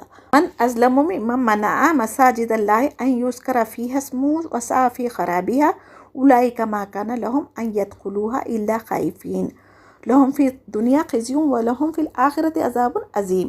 اس شخص سے بڑھ کر ظالم کون ہے جو اللہ تعالیٰ کی مسجدوں میں اللہ تعالیٰ کے ذکر کیے جانے کو روکتے ہیں، ان کی بربادی کی کوشش کرتے ہیں. ایسے لوگوں کو خوف کھاتے ہوئے ہی اس میں جانا چاہیے. ان کے لیے دنیا میں بھی رسوائی ہے اور آخرت میں بھی بڑا عذاب ہے. وَلِلَّهِ الْمَشْرِقُ وَالْمَغْرِبُ فَأَيْنَمَا تُوَلُّوا فَثَمَّ وَجْهُ اللَّهِ إِنَّ اللَّهَ وَاسِعٌ عَلِيمٌ. اور مشرق اور مغرب کا مالک اللہ ہی ہے، تم جدھر بھی منہ کرو ادھر ہی اللہ کا منہ ہے. اللہ تعالیٰ کشادگی اور وسعت والا اور بڑے علم والا ہے. وقالوا اتخذ اللہ ولدا سبحانہ بل لہ ما فی السماوات والارض کل لہ قانتون. یہ کہتے ہیں کہ اللہ تعالیٰ کی اولاد ہے، وہ پاک ہے، زمین و آسمان کی تمام مخلوق اس کی ملکیت میں ہے اور ہر ایک اس کا فرما بردار ہے. بدیع السماوات والارض واذا قضى امرا فانما یقول له کن فیکون. وہ زمین اور آسمانوں کا ابتدا پیدا کرنے والا ہے، اور جس کام کو کرنا چاہے کہہ دیتا کہ ہو جا، بس وہ ہو جاتا ہے. وقال الذین لا یعلمون لولا یکلمنا اللہ او تأتینا آیہ کذلک قال الذین من قبلہم مثل قولہم تشابہت قلوبہم قد بینا الآیات لقوم یوقنون. اسی طرح بے علم لوگوں نے بھی کہا کہ خود اللہ تعالیٰ ہم سے باتیں کیوں نہیں کرتا، یا ہمارے پاس کوئی نشانی کیوں نہیں آتی. اسی طرح ایسی ہی بات ان کے اگلوں نے بھی کہی تھی، ان کے دل ایک سا ہو گئے.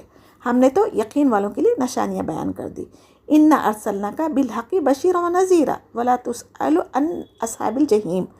ہم نے آپ صلی اللہ علیہ وسلم کو حق کے ساتھ خوشخبری دینے والا اور ڈرانے والا بنا کر بھیجا ہے، اور جہنمیوں کے بارے میں آپ سے سوال نہیں کیا جائے گا. ولن ترضى عنك اليهود ولا النصارى حتى تتبع ملتهم قل ان هدى الله هو الهدى ولئن اتبعت اهواءهم بعد الذي جاءك من العلم ما لك من الله من ولي ولا نصير. آپ سے یہودی و نصارہ ہرگز راضی نہیں ہوں گے جب تک آپ ان کے مذہب کے تابع نہ بن جائے.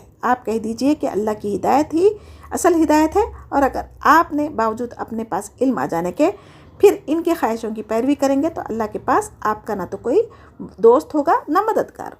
الذین آتیناہم الکتاب یتلونہ حق تلاوتہ اولئک یؤمنون بہ ومن یکفر بہ فاولئک هم الخاسرون. جنہیں ہم نے کتاب دی اور وہ اسے پڑھنے کے حق کے ساتھ پڑھتے ہیں، وہ اس کتاب پر بھی ایمان رکھتے ہیں، اور جو اس کے ساتھ کفر کرے وہ نقصان اٹھانے والے ہیں. یا بنی اسرائیل اذکروا نعمتی التی انعمت علیکم وانی فضلتکم علی العالمین. اے اولاد یعقوب، ہم نے جو نعمتیں تم پر انعام کی تھی اسے یاد کرو، ہم نے تمہیں تمام جہاں والوں پر فضیلت دے رکھی تھی. واتقوا یوما لا تجزی نفس عن نفس شیئا ولا یقبل منها عدل ولا تنفعها شفاعۃ ولا هم ینصرون.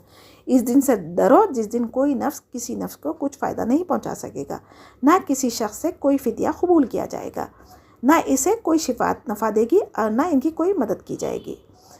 وَإِذِ ابْتَلَىٰ إِبْرَاهِيمَ رَبُّهُ بِكَلِمَاتٍ فَأَتَمَّهُنَّ قَالَ إِنِّي جَاعِلُكَ لِلنَّاسِ إِمَامًا قَالَ وَمِن ذُرِّيَّتِي قَالَ لَا يَنَالُ عَهْدِ الظَّالِمِينَ.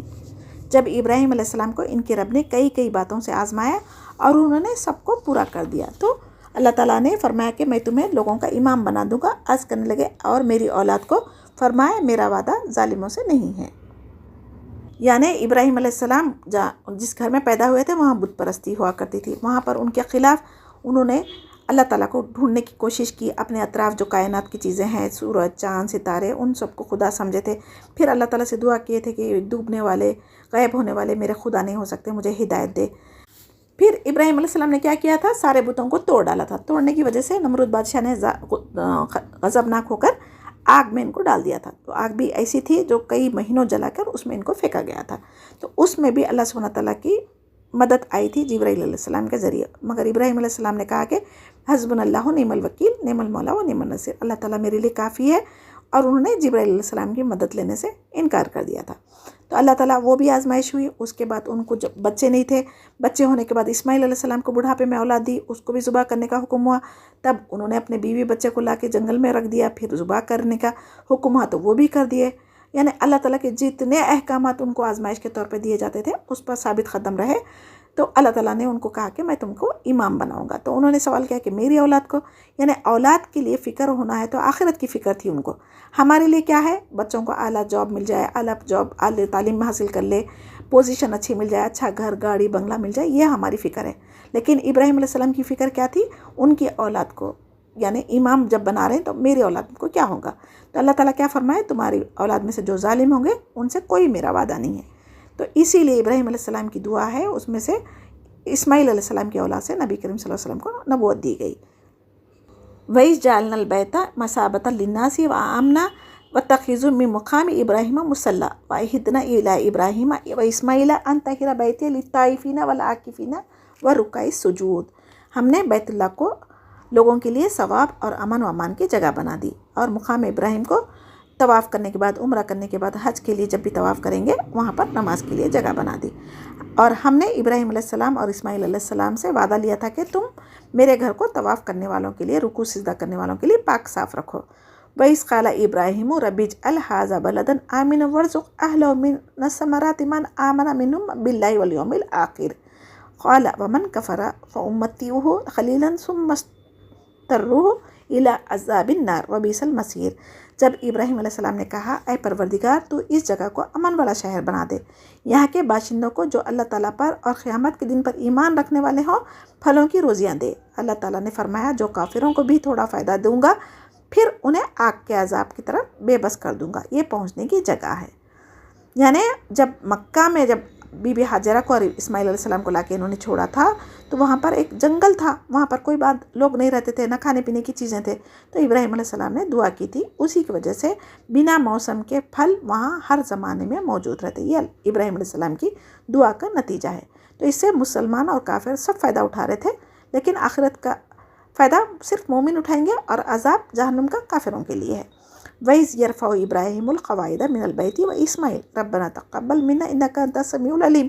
ابراہیم علیہ السلام اور اسماعیل علیہ السلام کعبہ کی جب بنیادیں اور دیواریں اٹھاتے جا رہے تھے تو کہتے جا رہے تھے کہ اے ہمارے پروردگار تو ہم سے قبول فرما، تو ہی سننے والا اور جاننے والا ہے۔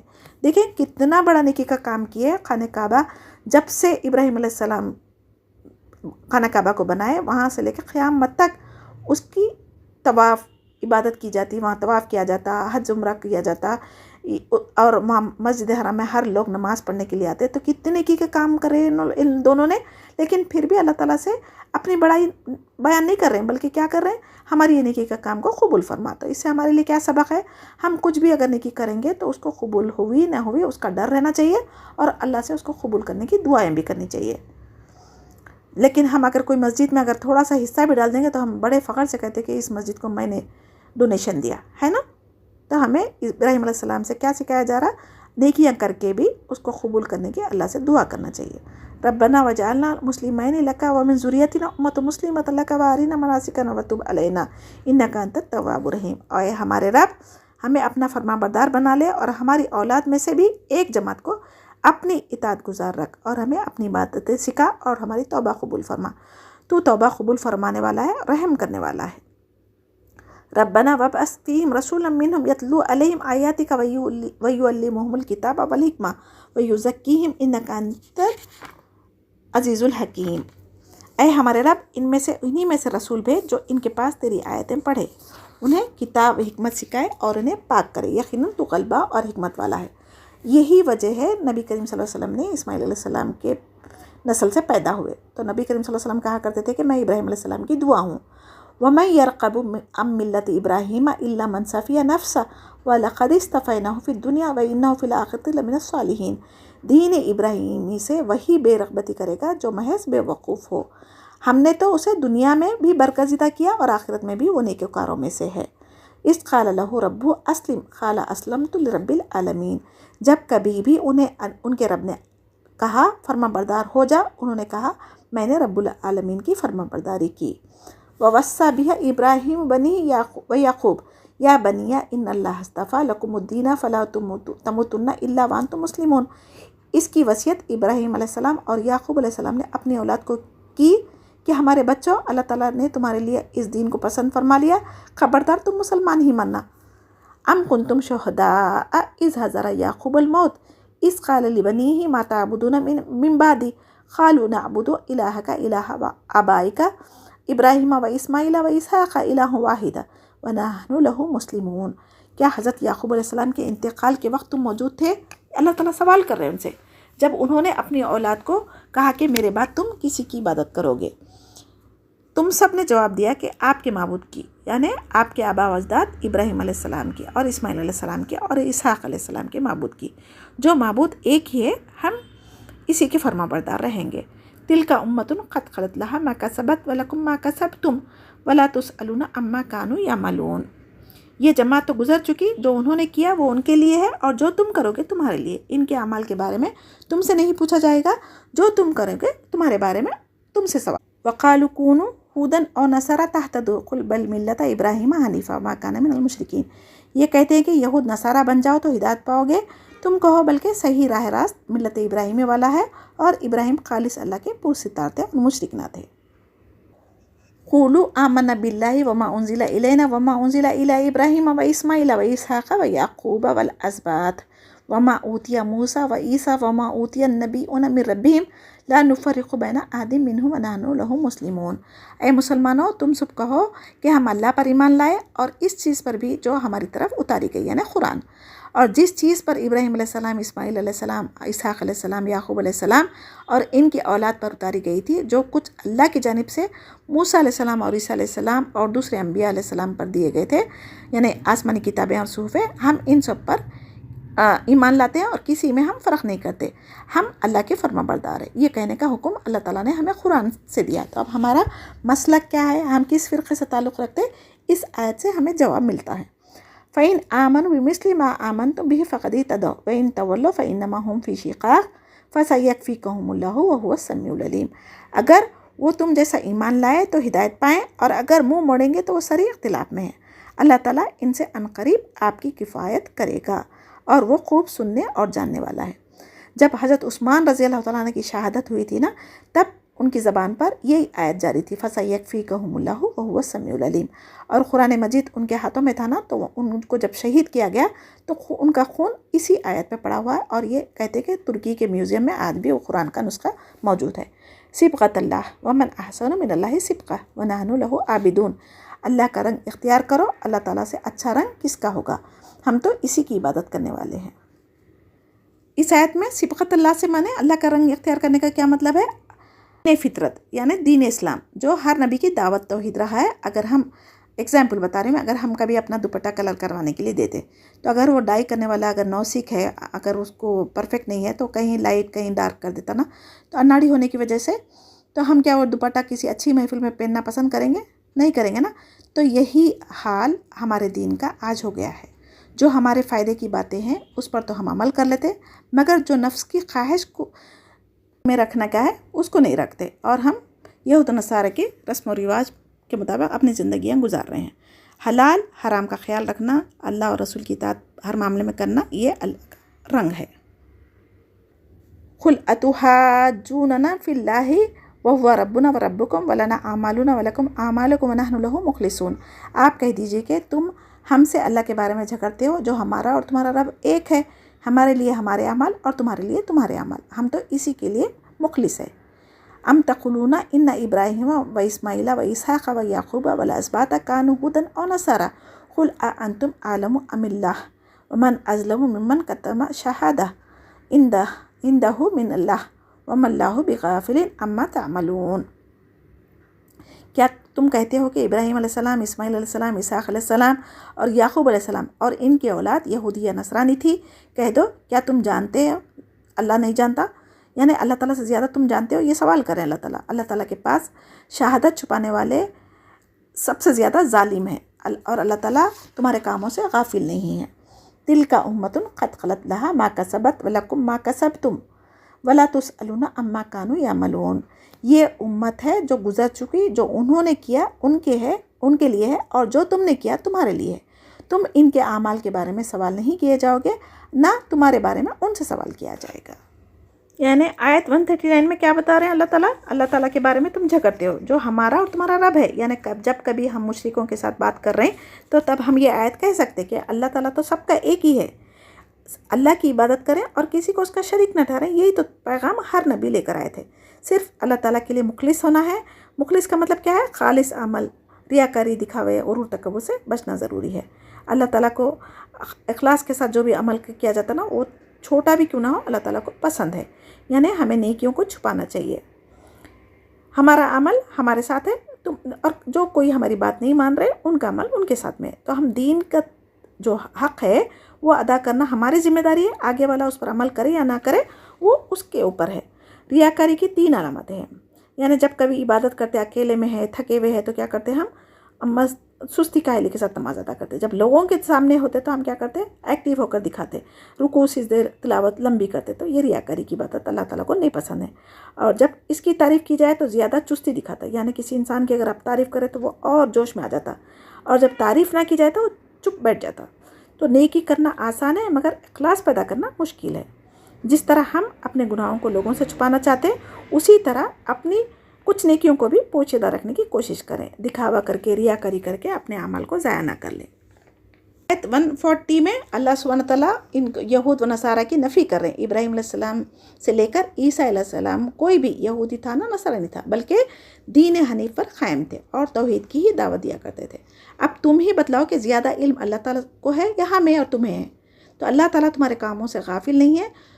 آپ صلی اللہ علیہ وسلم کی نشانیوں کو لوگ چھپا کر بڑا ظلم کر رہے تھے، تو اللہ تعالیٰ یہاں بتا رہے ہیں کہ ہمیں بھی ابراہیم علیہ السلام کا جو دین حنیف ہے، ایک اللہ کی عبادت کرنا ایک سوئی کے ساتھ، اسی پر عمل کرنے کا حکم دیا گیا ہے۔ آیت 141 میں پھر سے اللہ تعالیٰ کیا فرما رہے ہیں؟